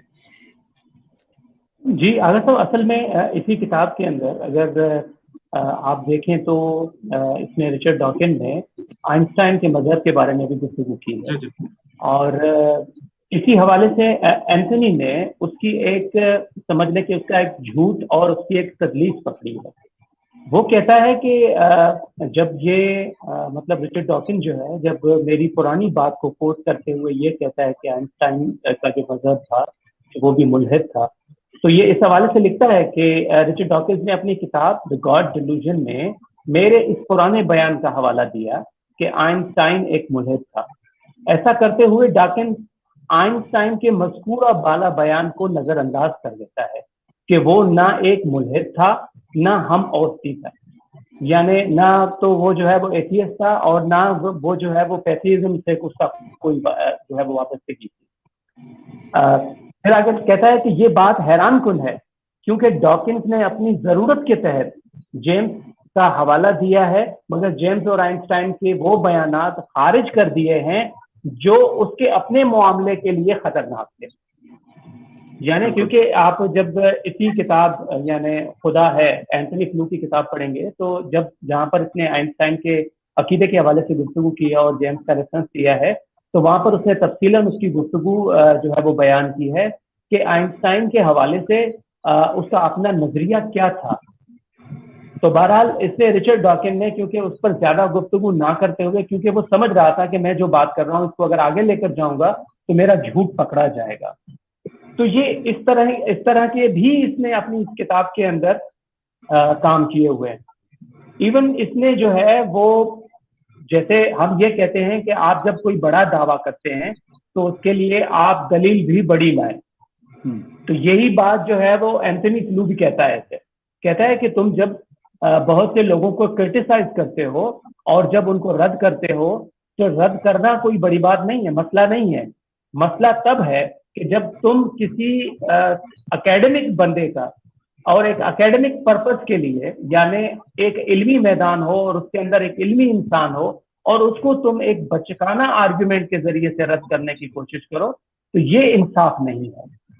تو وہ مطلب یہ کہہ رہے ہیں اینتھنی فلو کہ رچرڈ ڈاکن کا جو آرگومنٹ دینے کا جو ایک لیول ایک سطح ہے وہ بہت ہی بچکانہ ہے، جیسا کہ آپ نے کہا کہ وہ بہت سی چیزوں سے پہلو صحیح کرتے ہیں، اور یہ صرف نہیں کرتے، جتنے بھی لیٹسٹ جو ایتھیسٹ ہیں بہت بڑے بڑے، سیم ہیرس ہے، جیسے کہ میں نے نام پہلے بھی لیے تھے، یہ سارے لوگ جو ہیں وہ اسی فلسفی کے اوپر چل رہے ہیں جسے ہم جو ہے وہ منطقی ایجابیت کے نام سے جو ہے وہ جانتے ہیں، جس کو ہم پازیٹیوزم وغیرہ اور یہ ساری چیزیں.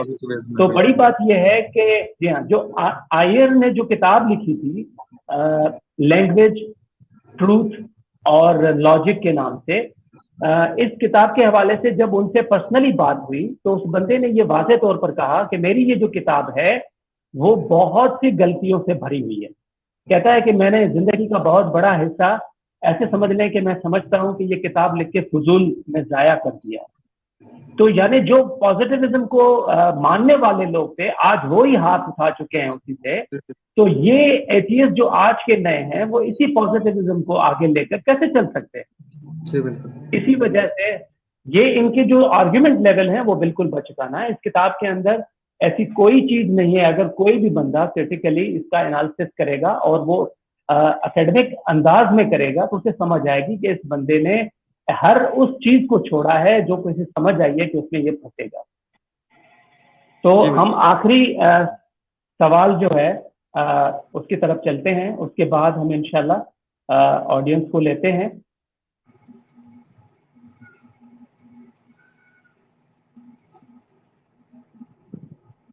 وہ آخری سوال یہ ہے کہ ڈاکنز نے جو اپنی کتاب کے جو پہلے باب میں جو باتیں کی ہیں، یعنی وہ کون سی باتیں ہیں کہ جن کا حقیقت سے کوئی ربط نہیں ہے؟ دیکھیں اس کے اندر آپ نے بھی اشارہ کر دیا ہے، میں نے بھی اپنی ایک گفتگو کے اندر جو ہے وہ اشارہ بعض اوقات مطالب میں کیا ہے کہ آپ پہلے ہی باب کے اندر ایسے مطالب کو ذکر کرنا شروع کر دیتا ہے کہ جس کا اس کے اپنے جو اصل مطالب ہیں اس سے اس کا کوئی جو ہے وہ تعلق نہیں بنتا ہے. مثلا آ کر آپ دیکھیں اس کے دباچے کے اندر ہی ابتدا ہی کے اندر جو ہے وہ اس طریقے سے وہ آغاز کرتا ہے کہ میری جو وائف ہے وہ بچپن میں اپنے سکول سے نفرت کرتی تھی اور انہیں سکول چھوڑ دینے کی شدید خواہش تھی.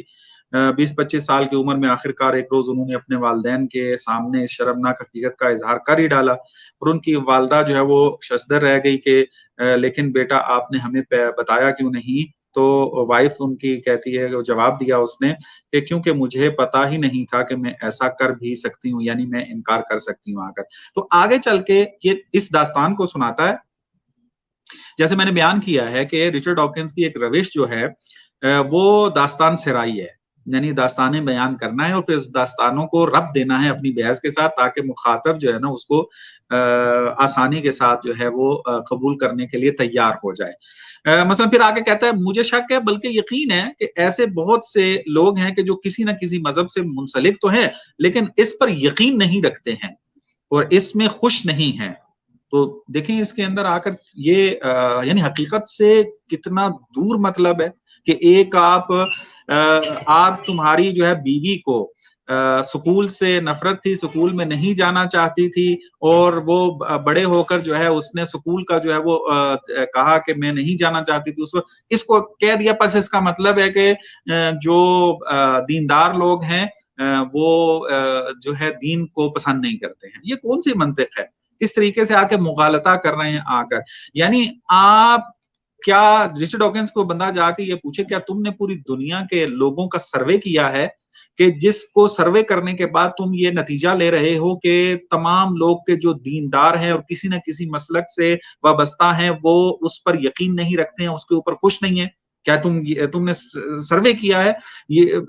میں یقین سے کہہ سکتا ہوں کہ خود امریکہ کے اندر جو ہے اس نے تمام جو ہے وہ دینداروں سے جو ہے وہ انٹرویو نہیں کیا ہوگا، تو تمام دینداروں کی زندگیوں کو مطالعہ نہیں کیا ہوگا.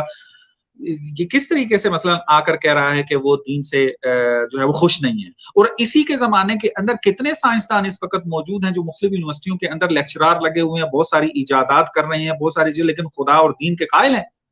تو کیا وہ دین، حالانکہ وہ جرت رکھتے ہیں. آج کل تو ویسٹ کے اندر جو ہے وہ ایسا ماحول فراہم ہو گیا ہے کہ وہاں آسانی کے ساتھ اپنے عقائد کو وہ بیان کر سکتے ہیں. ان کا نعرہ بھی ہے آزادی بیان کا، اور لے کر آ رہے ہیں وہ آزادی کے ساتھ جو رچرڈ ڈاکنز اپنے عقائد بیان کر رہا ہے، تو یہ کیسے کہہ سکتا ہے آ کر کے جو دین کے قائل ہیں، دین کے ساتھ منسلک ہیں، آ کر وہ دین سے خوش نہیں ہیں؟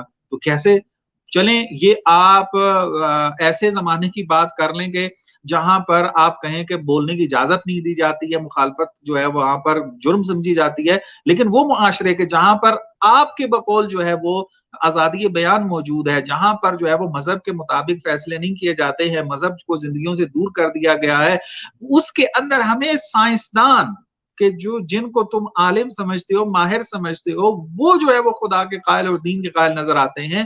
تو آپ دیکھ لیں کس طریقے کا پہلے ہی سطروں کے اندر مغالطہ موجود ہے، اور لوگوں کو یہ بتانے کی کوشش کر رہا ہے کہ بہت سارے لوگ جو ہیں وہ دین سے منسلک ہونے کے باوجود دین کو پسند نہیں کرتے ہیں. ایسا نہیں ہے.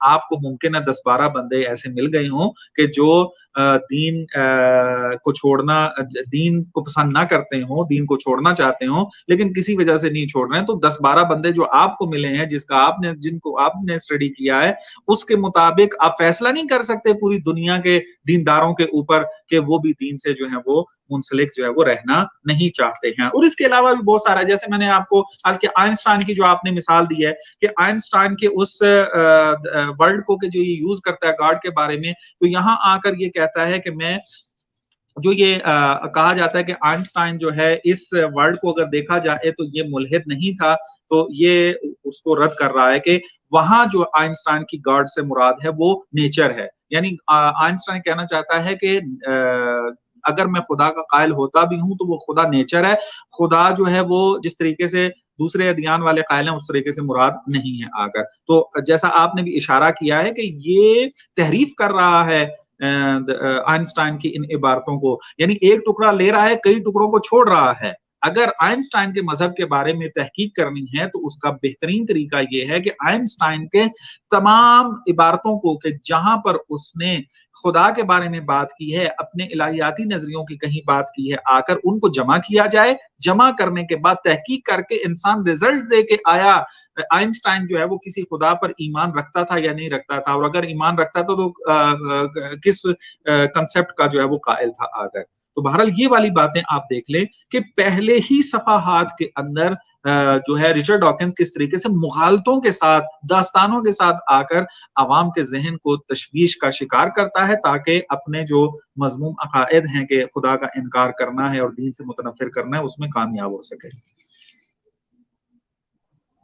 جی، اگر اسی کتاب کو اگر ہم دیکھیں تو ایک جگہ پر اینتھونی فلو ہی اس بات کو نوٹ کراتے ہوئے کہتے ہیں کہ ڈاکنز کو ایون جو ڈیزم ہے اس کا بھی پتہ نہیں تھا. یعنی یہاں سے ہم یہ سمجھ سکتے ہیں کہ جو فلسفی ہے اس سے یہ کتنا دور تھا بندہ، اور یہ جتنے بھی نظریات تھے ان سے کیوں یہ دور رہتا تھا. اس کا ریزن بھی یہی تھا کہ اسے پتا تھا کہ یہ اگر سائنس اور بایولوجی جو اس کا اپنا سبجیکٹ تھا اس کو اگر چھوڑ کے یہ دوسری باتیں کرتا ہے تو یہ ہو سکتا ہے کہ کہیں پر پھنسے. کیونکہ خود اس نے فلسفی کے حوالے سے بھی اسی کتاب کے اندر بڑے خوبصورت جملے فرمائے ہیں، مگر اس کے باوجود خود اس سے پہلو طے کی ہے.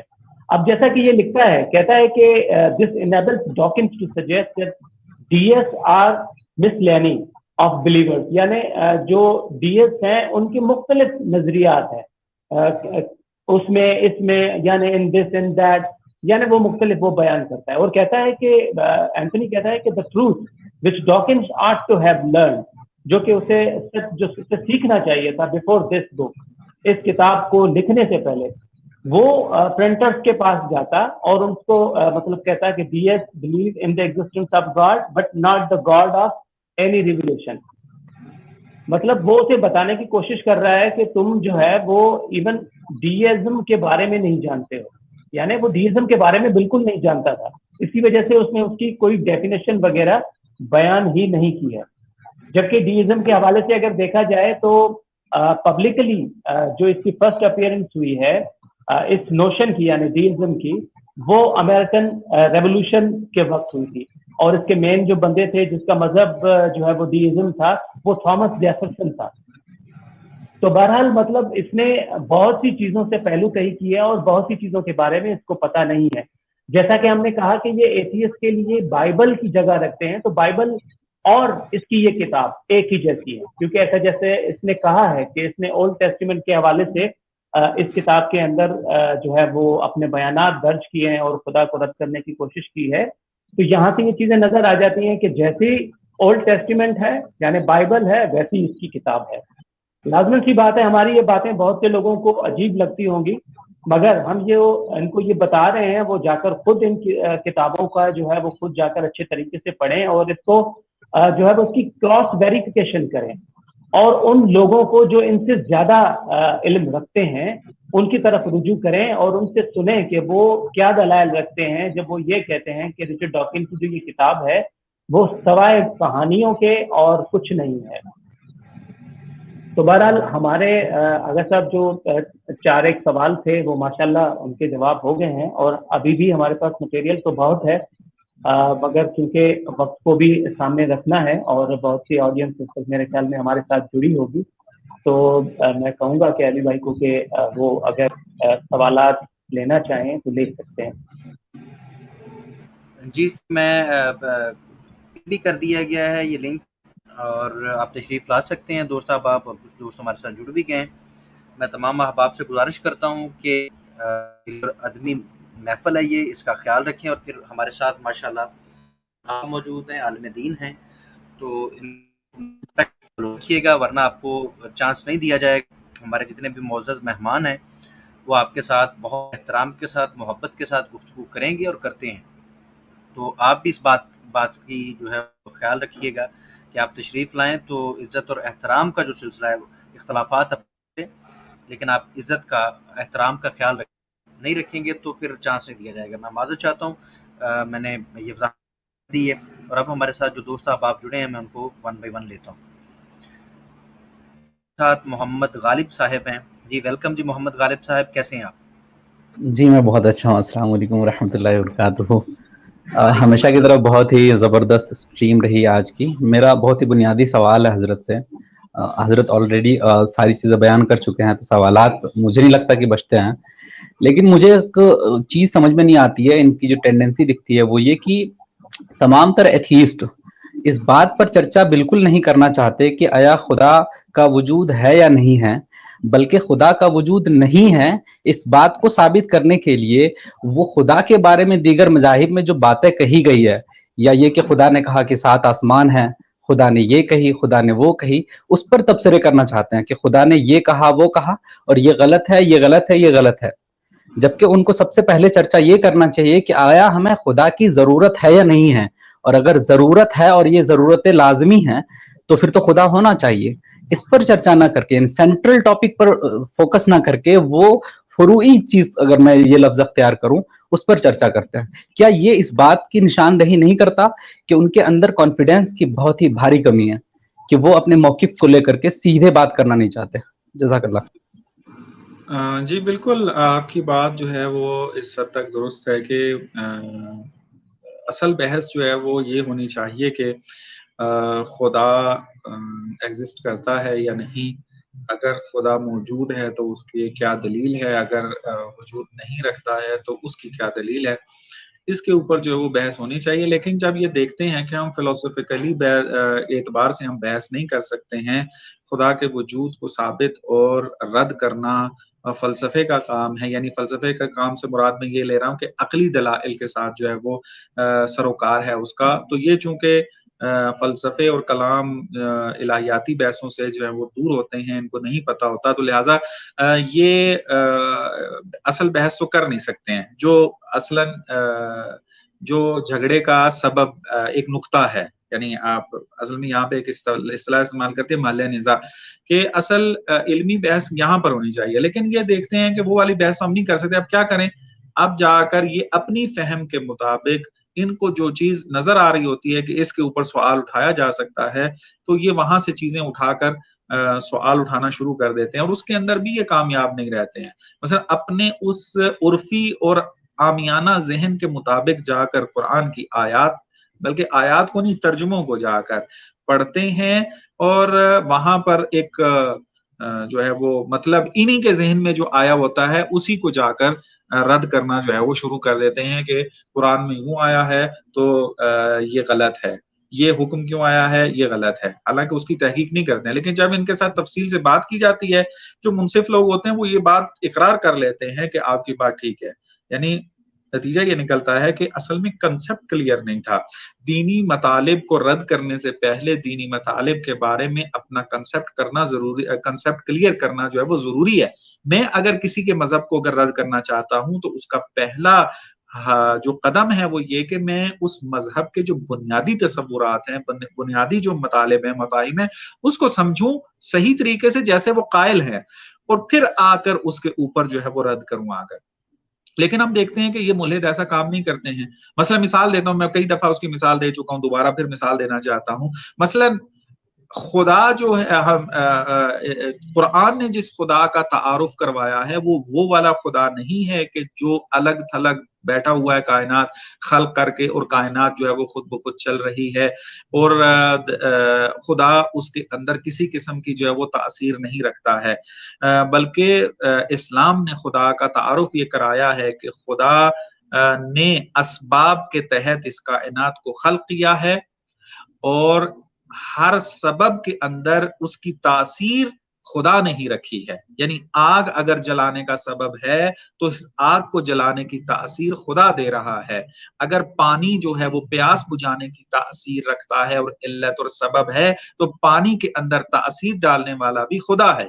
اور اسی طریقے سے سورج کی کرنوں کے ذریعے اگر تاریکی جو ہے وہ ختم ہو جاتی ہے تو اس سورج کی کرنوں کو ایجاد کرنے والا خدا ہے، اور یہ ایجاد کرنا اور یہ تاثیر دینا یہ ایک دفعہ نہیں ہے کہ خدا تاثیر دیکھ کر بیٹھ گیا ہے، دے کر بیٹھ گیا ہے ہاتھ پہ ہاتھ رکھ کے، نعوذ باللہ، بلکہ لحظے بے لحظے دم بدم جو ہے یہ تاثیر اسباب کے اندر خداوند متعال دے رہا ہے۔ اس کی مثال اگر آپ لینا چاہیں، سورج سے جو کرنیں ہیں وہ دم بدم نکل رہی ہیں۔ ایسا نہیں ہے کہ سورج کرن نکال کے بیٹھ گیا اور اب وہ کرن جو ہے وہ پورے دنیا کو جو ہے وہ روشن کر رہی ہے۔ ایک مثال دے رہا ہوں ذہن کو قریب کرنے کے لیے۔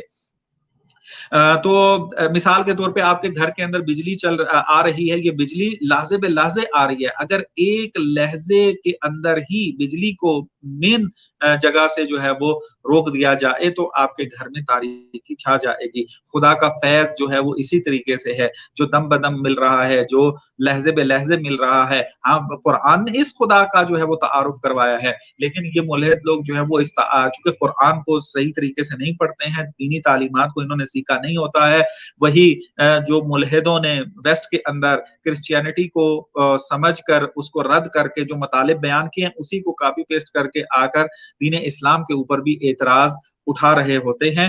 تو یہ چیزیں پھر ظاہر سی بات ہے، ایسے لوگ جو ہیں وہ پھر جزی چیزوں کو اٹھا کر دلیل بنا رہے ہوں گے کہ خدا نہیں ہے، اصل بحث کی طرف نہیں آئیں گے، اصل آرگومنٹ کی طرف جو ہے وہ نہیں آئیں گے بالکل بھی۔ ایک چھوٹا سا آخری سوال ہے میرا آپ سے، آپ کی ایک ڈسکشن سنی تھی، علی بھائی موجود تھے غالباً اس میں، محمد غالب صاحب، ایک آخری سوال ہے۔ ہاں شکریہ علی بھائی۔ تو آخری سوال یہ ہے کہ آپ کی ایک ڈسکشن میں نے سنی تھی حضرت، اس میں آپ نے جی میں موجود ہوں جی سر، آپ کچھ اور کہنا چاہیں گے؟ جی بالکل، میرا ایک سوال ہے، آخری سوال جی میں وہی پوچھ رہا ہوں کہ میں نے حضرت کی ایک گفتگو سنی تھی جس میں حضرت نے یہ بات بتانے کی کوشش کی تھی کہ شر کا وجود نہیں ہے اور شر اللہ کی جانب سے نہیں ہے۔ تو میں یہ جاننا چاہوں گا کہ پھر اس چیز کو آپ کس طور پر سمجھائیں گے جس میں کہا گیا ہے وہ خیر ہی و شر ہی من اللہ تعالیٰ؟ یہ تھوڑا سا کنفیوژن ہو رہا ہے تو مجھے سمجھنا ضروری ہے، جزاک اللہ خیر۔ جی دیکھیں، ظاہر سی بات ہے قرآن جو ہے وہ بشر کی فہم کے مطابق جو ہے وہ بحث کرتا ہے آ کر، جیسا کہ میں نے شر کے اس ٹرانسمیشن کے اندر جو سیشن ہوا تھا اس کے اندر تفصیل سے اس بات کے اوپر بات کی تھی کہ میں نے بیان کیا تھا اس میں کہ شر جو ہے وہ آپ یوں کہہ لیں کہ مقایسے کا نتیجہ ہے۔ آپ اگر اپنی زندگی کے ساتھ ایک چیز کو مقایسہ کریں گے تو آپ اس کو شر کا نام دیں گے۔ مثلا سانپ اگر آپ کی زندگی میں مداخلت کرے گا آپ کہیں گے کہ یہ شر ہے، وإلا اگر سانپ اگر آپ اس کو اپنے وجود کے اعتبار سے دیکھیں تو وہ شر نہیں ہے۔ کوئی بھی اس کو شر نہیں کہے گا. یعنی سانپ کبھی بھی انسان کی راہ میں رکاوٹ نہ بنے, اس کو نقصان نہ پہنچائے, تو یہ انسان کبھی بھی اس کو شر نہیں کہے گا. اسی طریقے سے اگر زلزلہ جو ہے وہ آتا ہے, اور زلزلہ آنے سے انسان کو چونکہ نقصان پہنچتا ہے, انسان جو ہے اس کو شر کا نام دے دیتا ہے. لیکن اگر زلزلہ اس قسم کی جو نقصان انسان کو نہ پہنچاتا, تو انسان کبھی اس کو شر کا نام نہ دیتا. یعنی زلزلہ اپنے وجود کے اندر شر نہیں ہے, بلکہ جب انسان اپنی زندگی کے اندر اس کی مداخلت کو دیکھ رہا ہوتا ہے تو اس وقت اس کو خود شر کا نام دیتا ہے. وَإِلَّا زلزلہ جو ہے وہ اپنے وجود کے اندر جو ہے وہ شر نہیں ہوتا ہے. یوں ہی آپ مثالیں لیتے جائیں, اور خداوند متعال جو ہے وہ اگر کہہ رہا ہے کہ ہر چیز میری طرف سے ہے, تو وہ اس بات کی طرف اشارہ کر رہا ہے کہ جس طرح میں نے ابھی خدا کا جو ہے وہ کنسیپٹ آپ کی خدمت میں بیان کیا تھا, کہ ہم اس بات کے قائل نہیں ہیں کہ خداوند متعال نے اس کائنات کو خلق کرنے کے بعد جو ہے وہ اب بشر کے اوپر چھوڑ دیا ہے اور خود نعوذ باللہ جو ہے وہ ہاتھ پہ ہاتھ رکھ کے بیٹھا ہے, بلکہ ہر فعل کے اندر, ہر علت اور سبب کے اندر تاثیر جو ہے وہ خدا دے رہا ہے, اور یہ تاثیر بھی دم بدم ہے, اور ہر چیز جو ہے وہ خدا کی طرف سے ہے. اور خدا جو ہے وہ رب ہے, اور وہ ربوبیت کر رہا ہے ہر لحظے کے اعتبار سے. تو یہ مطلب بھی جو آپ نے بیان کیا. تو پھر شیطان کے بارے میں آپ کیا کہیں گے؟ شیطان تو پورے طور پر شر ہی ہے نا. محمد بھائی یہ ٹاپک آپ دوسری طرف جا رہا ہے, ہمارا یہ ٹاپک نہیں ہے. ہاں تو کائنڈلی آپ, چلو کوئی بات نہیں, شکریہ, بہت بہت شکریہ. معذرت چاہتے ہیں کیونکہ آج ڈاکٹر صاحب ہیں, تو آپ کچھ ڈاکٹر صاحب کے بارے میں جو ہے نا وہ کر لے, تو نیکسٹ ٹائم آپ. ڈاکنز کو تو نان مسلم جو ہے تھیسٹ نے بھی اچھے سے دھویا ہے, اور کئیوں نے چیلنج کیا ہے. میں یہ سمجھتا ہوں کہ جو شخص اپنے آپ کو اتنا بڑا, لمبا چوڑا اور بہت ہی بہترین سمجھتا ہو, وہ اگر کسی سے ڈسکشن کرنا, کسی سے ڈیبیٹ کرنے کے لیے ہمت نہیں رکھتا ہو, تو وہ جو ہے اس کی مثال اس روشنی کسی ہے جو دکھاتی ہے کہ میں روشنی ہوں, لیکن اصل میں کوئی تاؤ نہیں رکھتی, کوئی گرمی نہیں رکھتی. شکریہ. بالکل, بہت شکریہ غالب بھائی, آپ آئے, ہم آپ کے بہت مشکور ہیں, آپ نے آ کے سوالات کیے. ہم آگے چلتے ہیں جیمی آر صاحب کے پاس. جیمی صاحب آ جائیں. جی السلام علیکم ورحمۃ اللہ, کیسے ہیں جیمی بھائی؟ ٹھیک ٹھاک سر. سب السلام علیکم سر, کیسے ہیں آپ لوگ؟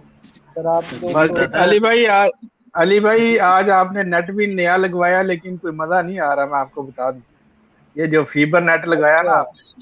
اچھا نیٹ چلیں, اصل میں نا موسم میں تبھی کہوں کہ عید کے چاند کی طرح غائب ہو گئے علی بھائی, کار بھائی نظر نہیں کہیں, اب پتہ لگا کہ انٹرنیٹ چینج کروایا, اس چکر میں نہیں اسٹریمز ہو رہی. جی جیمی بھائی, عباس بھائی ہمارے ساتھ ہیں, کیا کہنا چاہیں گے؟ کوئی سوال؟ جی میں دو سوال رکھوں. سوال یہ ہے آپ سے سر, جتنے جیسے رچرڈ ڈاکنز کے آپ نے بڑی زبردست ایکسپلینیشن دی کہ اسے کوئی تھیسٹ کیا جو ہیں وہ ایتھیسٹ بھی کوئی خاص بھاؤ نہیں دیتے, اور جتنے اعتراضات اس کی کتاب کی. میری آواز کم آ رہی ہے؟ ہاں اچھا, میں تھوڑی سی آواز اونچی تھوڑی جا اونچا پاپیو, تھوڑا جا اونچا آواز کرو نا. اب آ رہی ہے؟ اب آ رہی ہے؟ منو میری بھی ہے اپنا. آغا صاحب آپ کو آ رہی ہے کہ نہیں؟ کیونکہ جواب آپ نے دینا ہے. آ تو رہی ہے, صاف بھی ہے, لیکن تھوڑا کم ہے, یعنی ایسا ہے دور بیٹھ کے بات کرنا ہے. مائک میں تھوڑا منہ نہ کرو نا. چلیں, میرا یہ سوال یہ ہے کہ جتنے بھی جو نان مسلمز ہیں یا ایتھیسٹ ہیں, ہیں جو اسلام کے اوپر اعتراضات کرتے ہیں, تو جب کبھی ایسا یقیناً آپ کی بات ہوتی ہوگی, اور میری بات یہ ہے کہ جب ہم ان سے بات کرتے ہیں تو ہمیں ایک چیز محسوس ہوتی ہے کہ انہوں نے اسلام کو بالکل, انہوں نے چند ایک کتابیں رٹی ہیں جو کہ چند ایک ان کا فلسفہ پڑھی ہے, جو ان کی اعتراضات ہیں وہ پڑھ لی ہیں, اور وہ ایسے مسلمان تھے زندگی میں جنہوں نے نہ کبھی دین کو پریکٹس ہی نہیں کیا, اور جب انہوں نے کوئی کتاب پڑھی انہوں نے کہا واہ واہ واہ واہ واہ یہ کیا کتاب ہے, اس کتاب کے سامنے کوئی مذہب ٹک ہی نہیں سکتا, اسلام تو ہے ہی غلط, نہ کبھی دین کو پڑھا نہ کچھ اور. تو جب ہم بات کرتے ہیں خود کو وہ ریشنل, بڑا لاجیکل پرسن کہتے ہیں, بڑا مطالعے والے انسان کہتے ہیں, لیکن جب بات ہوتی ہے تو ہم یہ دیکھتے ہیں کہ انہوں نے کیریٹیو اسٹڈی تو کی ہی نہیں, انہوں نے بس ان پڑھ لیے, اور جی تنقید اور اسلام کو، جی اسلام غلط ہے یہ کہنا شروع کر دیں. تو ایک اس کے بارے میں آپ کیا کہیں گے؟ دوسرا صاحب یہ چلیں پہلے آپ یہ کویشچن ایڈریس کر دیں پھر میں دوسرا کرتا ہوں. دیکھیے جو مجھے بات سمجھ میں آئی ہے وہ یہ کہ ایتھیسٹ جو ہیں وہ چند کتابوں کا مطالعہ کرنے کے بعد مذہب اسلام پہ اعتراض کرنا شروع کر دیتے ہیں. یہی آپ نے پوچھا ہے نا؟ جی جی جی. اور وہ ریلیجن کو انہوں نے کبھی پڑھا ہی نہیں ہوتا. بالکل ایسے ہی ہے مسئلہ. آپ دیکھیں یہی ہمارے سامنے تو ابھی مثالیں موجود ہیں نا. سوشل میڈیا کا زمانہ ہے ابھی. پہلے یا سوشل میڈیا کا زمانہ نہیں تھا شاید وہاں پر مثال دینا یا سمجھنا بہت مشکل ہو جاتا. لیکن ابھی آپ دیکھیں کہ یہی جو ایتھیسٹ جو اپنے آپ کو کہتے ہیں اردو زبان کے اندر الحاد کو پروموٹ کرنے کے اوپر اپنے دل و جان سے لگے ہوئے ہیں, دن رات ایک کی ہوئی ہے, ان کو بھی دیکھ لیں. انہوں نے دین کو پڑھا ہی نہیں ہے. انہوں نے فقط ویسٹ کے ملحدین کی کتابوں کا مطالعہ کیا ہے, وہ بھی ناقص, وہ بھی جو ہے وہ پورا نہیں کیا ہے, سمجھے بھی صحیح نہیں ہے.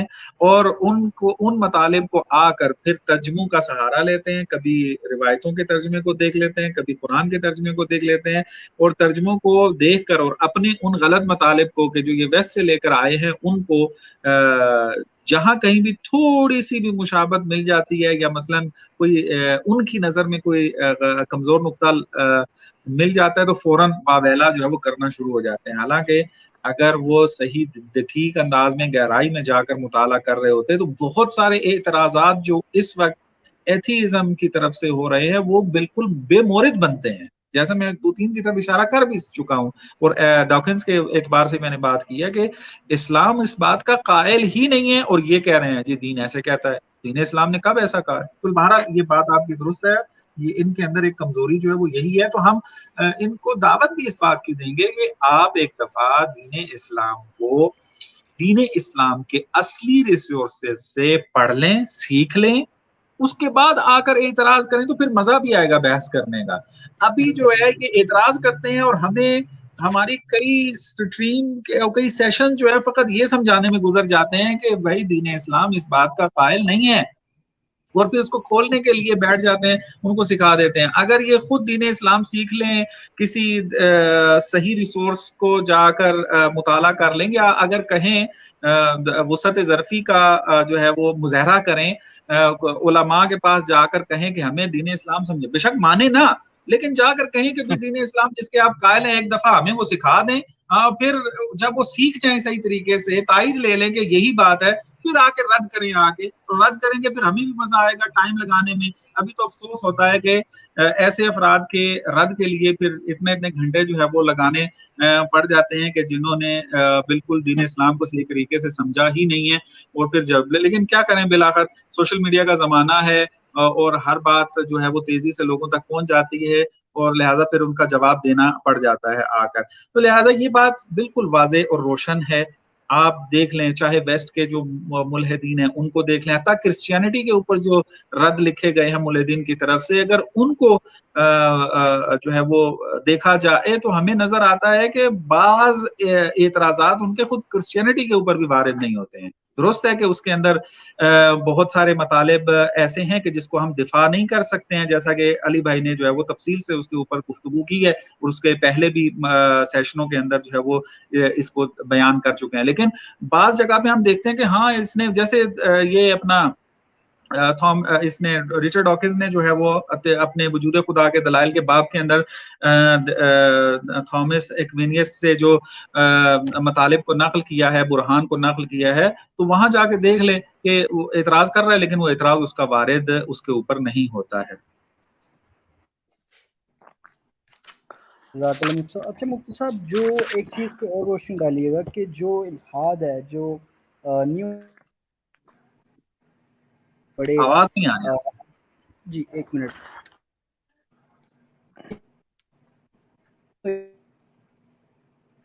ٹھیک نہیں ہوا, فرانکل نہیں آواز ٹھیک نہیں ہوئی ہے. ایک منٹ رکیے گا, مجھے ایک منٹ دیجیے گا مجھے. چلے اس وقت تک ہم جمی بھائی آپ نیٹ کو کلیئر کر لیں, ہم آشین علی کو لے لیتے ہیں. جی تب تک جی ویلکم جی, السلام علیکم ورحمۃ اللہ. احسن علی صاحب کیسے ہیں آپ؟ वालेकुम अस्सलाम रहमतुल्लाहि व बरकातहू। क्या मेरी आवाज़ आ रही है सबको? हाँ बेहतर है। जी जी आ रही है। अच्छा, मैं थोड़ा सा टॉपिक से हटकर बात करना चाहता हूँ अली रज़ा खुर्रम साहब से। क्या मुझे इसकी इजाज़त है? सर जी जी करिए, सर देखते गेस्ट हैं तो कि आपका हमारे सवाल किस होंगे।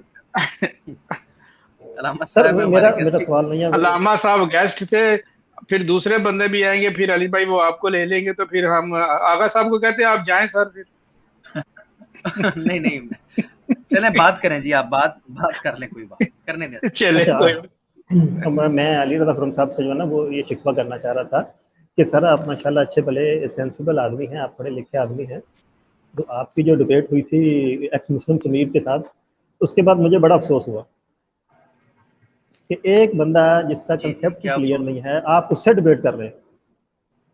आपने इतने अच्छे खूबसूरत दलाइल उसको दिए कि कायनात का क्रिएटर जो है उसकी खसूसियात ये होनी चाहिए, ठीक है। और मुकाबले में जो डिबेट के ऊपर बंदर बैठा हुआ है उसको यही नहीं पता कि मेरा कंसेप्ट क्या है, मेरा मुकदमा क्या है, मैंने बात किस पे करनी है।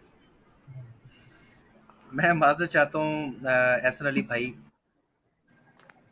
जी जी बोलिए तो। अली भाई किस बात की माजरत कर रहे हैं वो बता। उनके नेट का इशू है मेरे ख्याल में। यार नट भी नवा लगा, तो फिर मुझे ड्रामेबाजी कर गया। ये अली भाई बोलिए, आपकी आवाज़ मुझे आ रही है। जी एहसन भाई, उसने ये कहा था कि मैं किसी ऐसे क्रिएटर को जानता हूँ जो हकीकी क्रिएटर है, बाकी दुनिया में जितने क्रिएटर्स के तस्वर हैं सब झूठे हैं। मैं तो इसलिए उसके चैनल पे चला गया था कि जाके देखूं तो सही यार, कोई शायद इसके दलाइल ऐसे हों कि मैं भी कन्विंस हो जाऊं। लेकिन वो बाकी बातें आपके सामने ही है। मेरे पास जो मुकदमा था मैंने वो लेकिन सर रखा है। उसने तो इस पे कोई बात ही नहीं की। मेरे उसने मुकदमे पे तो इस उसने पे कोई बात ही नहीं बात ही की, नहीं रद्द की ही कि नहीं भाई मेरा किया। उसने अपना आपके मुकदमा जो उसने आपने रखा नहीं। दलाइल दिए थे उसने अपना मुकदमा ही नहीं पेश किया। और आपने जो दलाइल दिए थे कि भाई जो क्रिएटर है उसका खालिक, उसके साहब इक़्तिदार होना, साहब इरादा होना, साहब बसीरत होना लाजमी है, उसके ऊपर तो उसने कोई बात ही नहीं की नहीं की। और उसने टाइम ज़ाया किया। इससे बेहतर है ये जो आप अभी स्ट्रीम कर रहे हैं ना, इससे मेरे जैसे कम पढ़े लिखे लोगों को काफ़ी फ़ायदा हो जाता है कि आप एक चीज़ को टॉपिक को लेते हैं, पढ़े लिखे लोग बैठते हैं, हमें समझाते हैं, हमें बात समझ में आ जाती है। अब जो उनके साथ आप बात करते हैं, एक्स समीर है या वो ऑस्ट्रेलियन पाकिस्तानी मुल्हद है, वो क्या करते हैं, वो अपना मुकदमा पेश ही नहीं करते, अपनी बात है क्या कि कायनात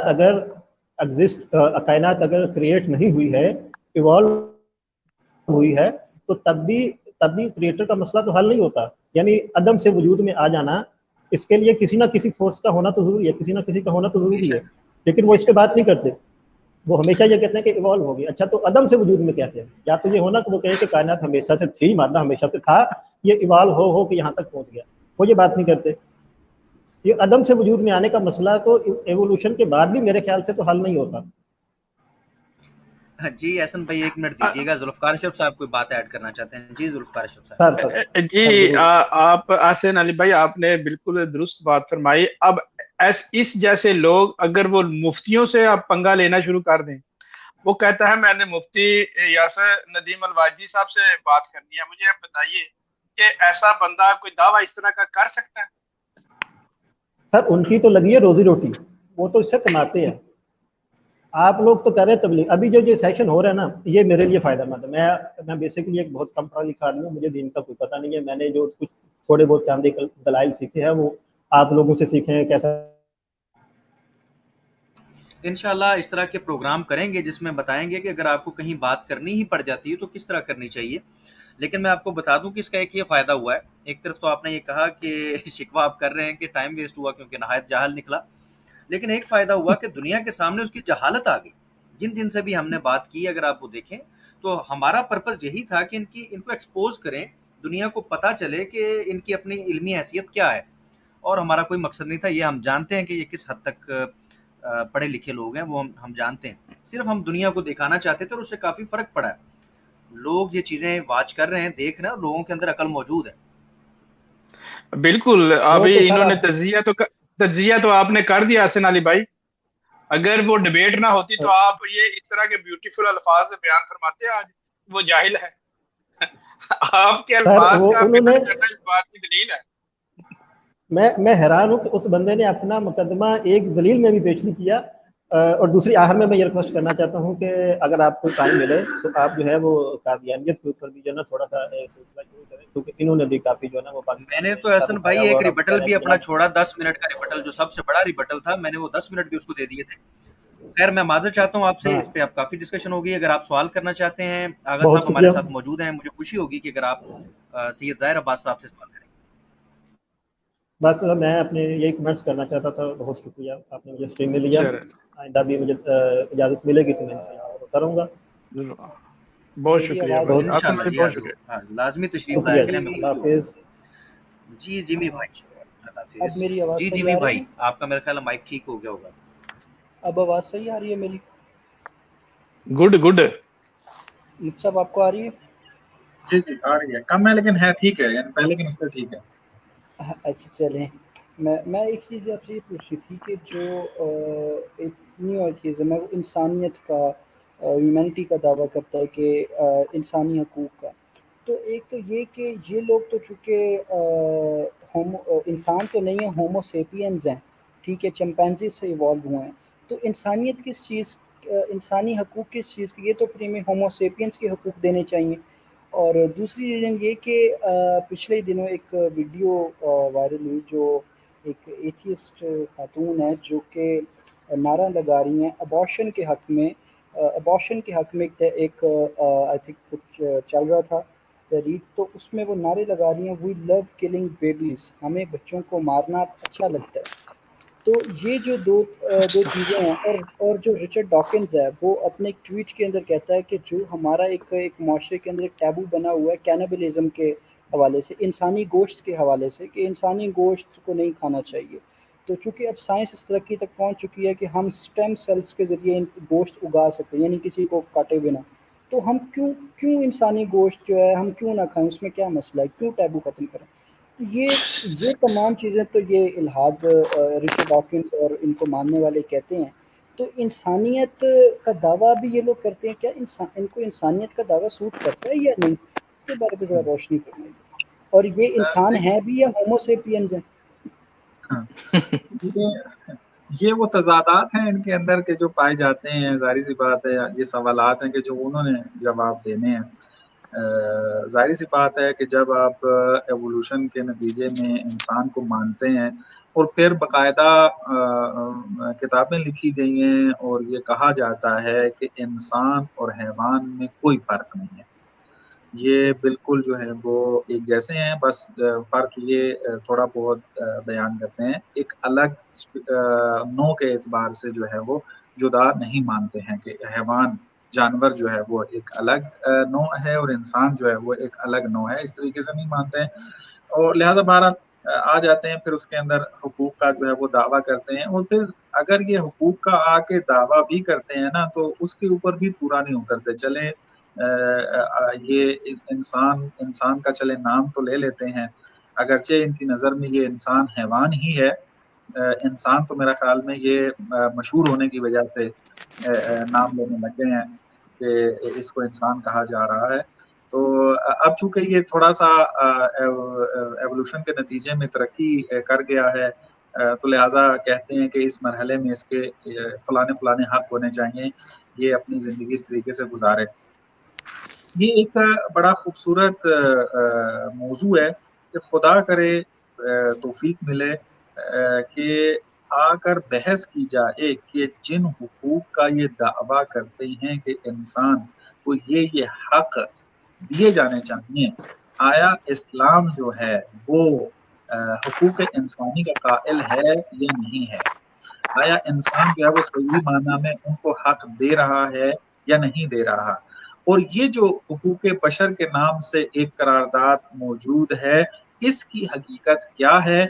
आया वाक़ईअन ये हुकूक इंसानी बनते भी हैं या नहीं बनते हैं? तो ये एक बड़ा तफ़सील तलब मौज़ू है कि वही मैं अर्ज़ कर रहा हूँ कि खुदा करे कि इसी तरीके से ये तौफ़ीक़ात शामिल-ए-हाल होती रहें और आप दोस्त जो हैं वो सुनने वाले मिल जाएँ, तो इस किस्म के मतालिब जो हैं वो इन सेशनों के अंदर बयान किए जाएँ।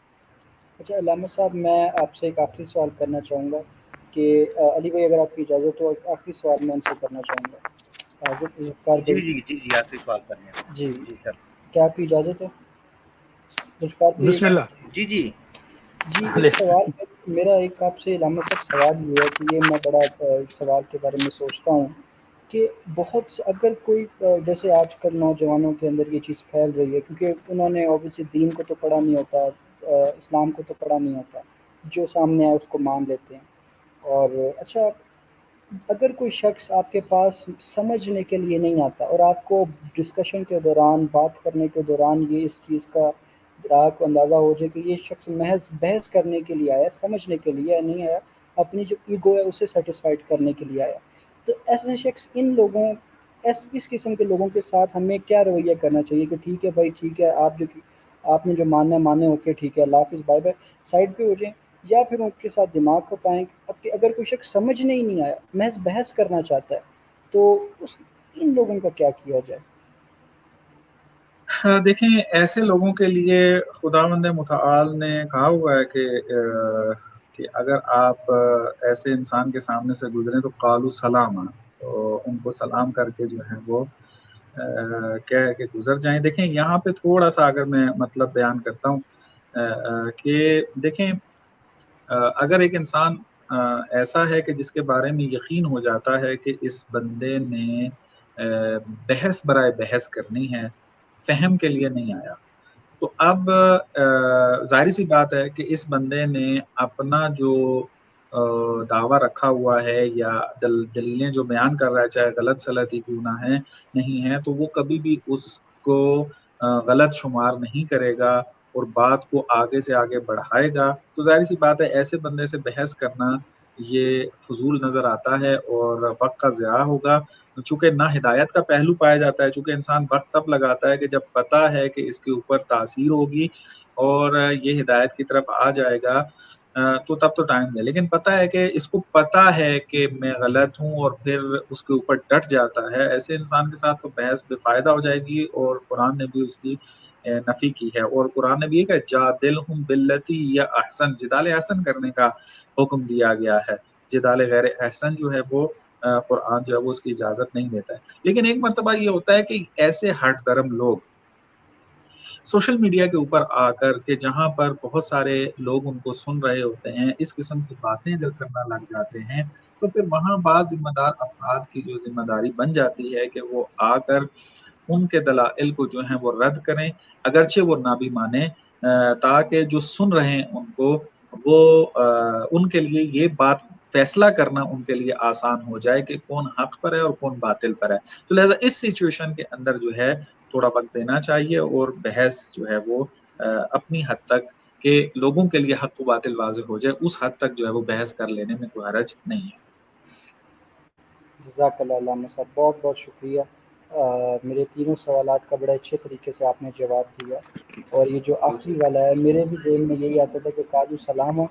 बहुत बहुत शुक्रिया आपका, अल्लाह ताला आपके काम को कबूल करे, और बहुत खुशी होती है आपकी वीडियोस देख के, ख़ुसूसी जो आपकी वीडियोस जो एक तासुर जो दिया जाता है कि जो इस्लाम है वो फ़िरक़ों की वजह से आपस में लड़ता है। जितनी मैंने आपकी वीडियोस देखी हैं, ख़ुसूसी वो वीडियो बड़ी शानदार थी। इसमें आपने बताया कि माज़ी के अंदर कितनी सारी अहले सुन्नत की किताबें हैं जिनकी जो है वो मुकदमा जो है वो अहले तशय्युअ ने किया है। तो अल्हम्दुलिल्लाह ये जो इत्तेहाद की एक फ़ज़ा उठ रही है, अल्लाह ताला आपको इसका अजर दे, और अल्हम्दुलिल्लाह इंशाअल्लाह अल्लाह ताला दुनिया और आखिरत में आपको इसका अजर अता करे। बहुत बहुत शुक्रिया। आमीन आमीन आमीन आमीन। जी अली भाई, हमने ज़ाहिर अब्बास साहब का बहुत ज़्यादा टाइम ले लिया है, 1.5 घंटे के बाद थी, लेकिन हम टाइम के ऊपर चले गए हैं। तो जी बिल्कुल ऐसे ही है। जरा कुछ सोचें। अमूमन ऐसा हो जाता है। उम्मीद है कि आगा साहब इस पे नाराज नहीं मेरे होंगे। ख्याल से आगा जुल्फ़ार साहब भाई, अली भाई आप के इंटरनेट को ना बद्दुआएं लग गई हैं मुरीदों की। अल्लाह खैर करेगा, हो जाएगा ठीक। वो कहते हैं ये बंदा बड़ा ख़तरनाक हुआ पड़ा है हमारे लिए, ख़ुसूसी समीर, वो तो आधी आधी रात को, खैर वो तो दुआ ही नहीं करते, लेकिन कोशिश करते होंगे, अंदर मलाल आता होगा कि यार ये बंदा का माइक साड़िए, इस बंदे का इंटरनेट ख़राब हो जाए। تو میرے خیال سے وہ کام کر گئے ان کی باتیں. میرا آغا صاحب سے ایک سوال ہے.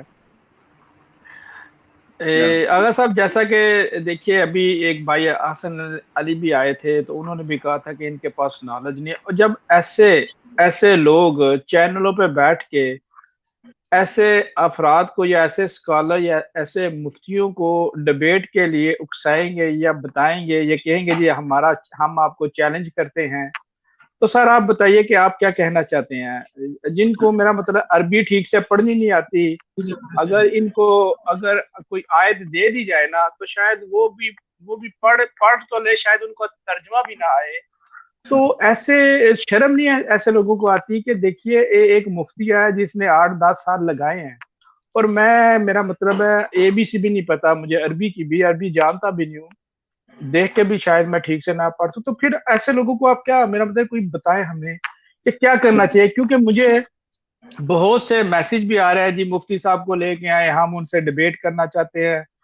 تو اوقات ان کی آپ خود دیکھ لیں کیا ہے. تو پلیز تھوڑا سا اس پہ تھوڑا سی کمنٹری ضرور کیجیے. دیکھیں اس کے اندر تو یہی ہے, اپنے جیسے آپ دیکھ لینا کہ رچرڈ ڈاکنز کی حالت کہ کتاب جو ہے اتنے وسیع پیمانے پر جو ہے وہ پھیلائی گئی اور زبان زدے عام کی گئی تاکہ لوگوں کو یہ لگے کہ یہ ایک علمی کتاب ہے بڑی پختہ اور بڑی, اس کو پھر بڑے بڑے مفکر جو ہیں وہ رد کریں.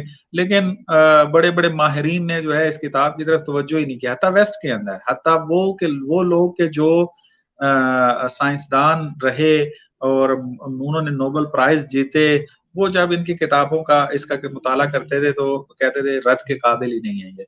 تو یہ والے لوگ بھی جو جہالت میں اپنی یہ سمجھ رہے ہوتے ہیں کہ 2-4 مفہوم ہم نے سیکھ لیے ہیں, بلکہ سیکھے کہاں ہوتے ہیں, غلط اس کا فہم جو ہے وہ اپنے ذہن میں بٹھایا ہوا ہوتا ہے, اور پھر چیلنج کر رہے ہوتے ہیں آئیں ہمارے سے ڈیبیٹ کریں اور ہم جو ہے وہ اس کے اوپر بحث کریں گے.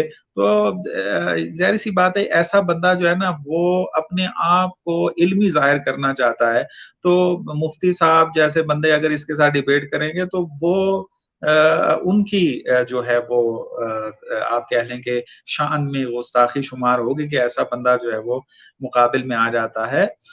بلکہ آپ دیکھیں کہ ایسے افراد کے لیے توڑ جو ہے نا وہ وہی لوگ ہیں کہ جو مدارس میں نہیں گئے ہوتے ہیں, دین کا دفاع کرنے کی غیرت رکھتے ہیں, اور پھر آ کر وہ ان کے منہ متھے لگتے ہیں جا کر اور ان کو جواب دیتے ہیں. جوان جس طرح کے آپ دیکھ لیں علی خرم بھائی جس طرح محنت کر کے دین اسلام کا دفاع کر رہے ہیں اور ان کے جتنے بھی چیلنج ہوتے ہیں وہ قبول کر لیتے ہیں. تو جب یہ ایک آپ یوں کہہ لیں کہ علی خرم بھائی کے جو ایک نوجوان ہیں اور دین انہوں نے سیکھا ہے اور اس کے مطابق آگے جواب دے رہے ہیں, اس کا وہ جواب نہیں دے پا رہے ہیں, اس سے وہ ڈرتے ہیں, تو پھر باقی افراد کے جو مفتی صاحب ہیں اور باقی اس طرح کے جو علماء موجود ہیں کہ جنہوں نے اپنی زندگیاں صرف کی ہیں, اپنی زندگیوں کو وقف کیا دین کو سمجھنے میں, پھر دین کا دفاع کرتے ہوئے وقت جو ہے وہ گزر گیا, تو ایسے افراد کے ساتھ پھر بحث کا موقع ہی نہیں آتا. تو ہمارے جو مخاطب ہیں وہ اس بات کو سمجھیں کہ ان کا لیول جو ہے وہ اس حد تک کا نہیں ہے کہ وہ آ کر مثلا وہی ہے نہ مانو والی بحث چل جائے گی. وہ کہتے ہیں نا کہ ایک مناظرہ ہوا تو ایک بحث کر رہا تھا, تو وہ ہر ایک کو جو مد مقابل تھا اس کو ہرا دیتا تھا. تو وہ لوگ جو ہارتے تھے وہ اپنے علاقے میں گئے, انہوں نے کہا بہت بڑا مناظر آیا ہے, وہ تو کسی سے جو ہے وہ ہار بھی نہیں رہا ہے, بڑا علمی قسم کا پختہ دلائل رکھتا ہے اپنا. تو ایک جٹ قسم کا بندہ تھا, اس نے کہا کہ میں چلتا ہوں مناظرہ کرتا ہوں اس سے. تو ان پڑھ تھا وہ بندہ. لوگوں نے کہا کہ جو مد مقابل لوگ مناظرہ اس کے ساتھ کر کے آئے ہیں تو وہ اس کو ہرا نہیں سکے ہیں, تو تم کیسے ان کو ہرا دو گے. اس نے کہا کہ باتیں نہیں کرو, مجھے جو ہے نا مناظرے میں لے جاؤ, میں دیکھو مناظرہ جیت کے آؤں گا. وہ لے گئے اس کو, تو اس نے بحث کو جو ہے وہ شروع کیا. اس نے کہا تم اسلام سے مثال کے طور پہ تعلق رکھتے. اس نے کہا ہاں اس بات کو مانتے ہو؟ کہتے نہیں مانتا. جو پوچھے اس سے وہ کہے جی نہیں مانتا. नहीं मानता, ना मानू करके वो बंदा जो है ना आखिर में कहता है इस बंदे से मेरी जान छुड़ाओ, मैं मुनाजरा हार गया। तो अब वो बंदा जो है वो जश्न जो है फिर मनाने लग जाए, अनपढ़ किस्म का आदमी कि मैं मुनाजरा जीत गया हूँ, तो ये समझ लें कि मद्दे मुकाबिल जो है वो जहालत पर मबनी मतालिब हैं उनके, और जो जिन्होंने अपनी जिंदगियां वक्त की हैं और बड़े काम करने का जो है वो उन्होंने अज़्म किया हुआ है और वो कर रहे हैं, उनकी राहों में रुकावट ना बने। तो पहले वो हमारे जवानों से जो है वो बहस कर ले, अगर इससे जान छुड़ा ली उन्होंने और आगे मरले तक आ गए तो फिर देखी जाएगी। जी मैंने बोला था, मैंने कहा उनके स्टूडेंट है ना जो, उनसे बात फरमा लीजिए, आप कर लीजिए, जब अगर आप मुतमिन ना हुए तो फिर हम, वो कहते नहीं जी हमने डायरेक्ट पंगा लेना है उनसे, वो कहते हैं नहीं जी हमने जो है ना तो। और इलाम साहब आप इनकी मुनाफिकत देखें कि अगर कोई बंदा इनके चैनल पर चला भी जाता है, कोई एक इल्म रखने वाला कोई अपना बंदा इनके चैनल पर चला जाता है, तो जिस जगह इन लोगों को ये महसूस होता है कि अच्छा इनका जो इनकी जो दलील है, जो उनका खालिब है वो उसको रद्द कर रहा है, बड़े अच्छे तरीके से उनके आर्गूमेंट को है जो है वो नाकाम बना रहा है, उसका जवाब दे जिमी भाई की आवाज मुझे नहीं आ रही, उस शख्स का माइक म्यूट कर देंगे, काउंट बार जो उसके आसपास जो दो चार मुस्टंडे बिठाए होते हैं वो बार बार सवाल दागना शुरू कर देंगे, और मौका मिला तो उसको गुस्सा दिलाएंगे, जब वो कोई ऐसी बात करेगा उसे स्टूडियो से किक आउट कर देंगे, बात के दौरान उसे बार बार स्टूडियो से किक आउट कर देंगे, तो बात तो करने ही नहीं देते ये लोग। बिल्कुल ऐसे ही है, ये ना होना, दलाइल का ना होना जो है वो अलामत है कि इस किस्म की वो बिहेवियर जो है वो करते हैं जो उनके चैनल के ऊपर जाकर बहस करता है। मौला अली से ने पूछा ना कि मौला अली ने कहा कि जिसके पास दलील नहीं होती वो गाली पे उतर आता है। जी तो ये फिर उनकी सुन्नत को मान रहे हैं उनकी बात को मान गाली दे देते हैं फिर ये जी बहुत शुक्रिया सही ज़हीर बास, आपने बहुत ही अच्छे तरीके से, बहुत आसान तरीके से गुफ्तगू फरमाई, हमें तो बहुत सीखने का और सुनने का भी मज़ा आया। तो मैं तो यही कहूँगा कि स्ट्रीमिंग बहुत लाजवाब रही है, बहुत अच्छी रही है, बहुत कुछ सीखा है हमने। तो इंशाल्लाह आपका साया हमारे ऊपर रहेगा, तो इसी तरह ये मंजिलें आसान होती चली जाएंगी। तो जी अली भाई वो मदद करेगा। जी मैं जी अपने सैयद ज़ाहिर अब्बास साहब का बहुत शुक्रगुजार हूँ, और पब्लिक को बताता चलूँ कि इंशाल्लाह ये मेरे लिए तो बड़ी सादत और खुशी वाली बात है कि अलामा साहब अब हमारे साथ पहले की तरह मुसलसल प्रोग्राम करेंगे, वीक में एक प्रोग्राम जरूर किया करेंगे, और हम इस्तेफादा करेंगे अलामा साहब से, जैसे कि माशाल्लाह बड़ी खूबसूरत बहुत शॉर्ट वक्त में अलामा साहब ने बहुत प्यारे मतलब बयान किए, और बहुत ही अच्छे तरीके से हमें समझ में आ गई कि रिचर्ड डाकिन साहब जो हैं उनकी इल्मी हैसियत क्या है। मुख्तलिफ तरीक़ों से अलामा साहब ने वो निशानदही की उन पॉइंट्स पे, बारीक पॉइंट्स पे, इंशाल्लाह ताला पब्लिक भी गौर करेगी और पब्लिक इस्तेफादा करेगी। आगा साहब मैं आपका बहुत मशकूर हूँ, आप तशरीफ लाए, आप लोगों का भी बहुत बहुत शुक्रिया कि आप लोगों का खुदा जो है वो आप लोगों की तौफीकात में इजाफा फरमाए कि इस किस्म का प्लेटफॉर्म जो है वो आप लोगों ने बनाया हुआ है, जिसमें दीन इस्लाम की जो है वो दिफा हो और उसके अंदर आकर जो है वो मौका दे इंशाल्लाह। तो मैं भी खुदाफिजी करूंगा, और जुल्फकार अली भाई मौजूद है, वो कुछ कहना चाहते हैं शायद। जी अगर कुछ पूछना चाहते हैं तो हाजिर हूँ, खुदाफिजी कर लेते हैं। जी अगर साहब मैं तो बस शुक्रिया अदा ही करूँगा, क्योंकि हमेशा मैं तो आप ही से सीखता हूँ बहुत सी चीज़ें। मैं खुद समझ लें कि फ़लसफ़े को बहुत पसंद करता हूँ और दिफा भी करता हूँ उसका, क्योंकि मैं ये समझता हूँ कि बहुत सी दुखियाँ जो होती हैं वो इसी से जो है वो सुलझती हैं, और अगर इसका दकीक मुतालिया बंदे के पास हो तो माशाल्लाह उसके कलाम में एक बहुत बड़ी पुख्तगी आती है। तो ये सारी चीज़ें माशाल्लाह हम आप ही से सीखते हैं, और आप ही जैसे दूसरे उस्तादान जैसे नवीद साहब हैं और अल्लामा वकील रज़ा सुबहानी साहब हैं, तो मैं इनके भी दर्स वगैरह जो है वो सुनता रहता हूँ इस हवाले से। तो माशाल्लाह हम आपसे हमेशा इस्तेफादा ही करते हैं, तो इंशाल्लाह इसका मौका आगे वो आप लोगों की तौफीकात में भी इजाफा फरमाए, और इंशाल्लाह हमें भी तौफीक देता रहे कि इसी तरह दीन इस्लाम का दिफा करते रहें, बयान करते रहें।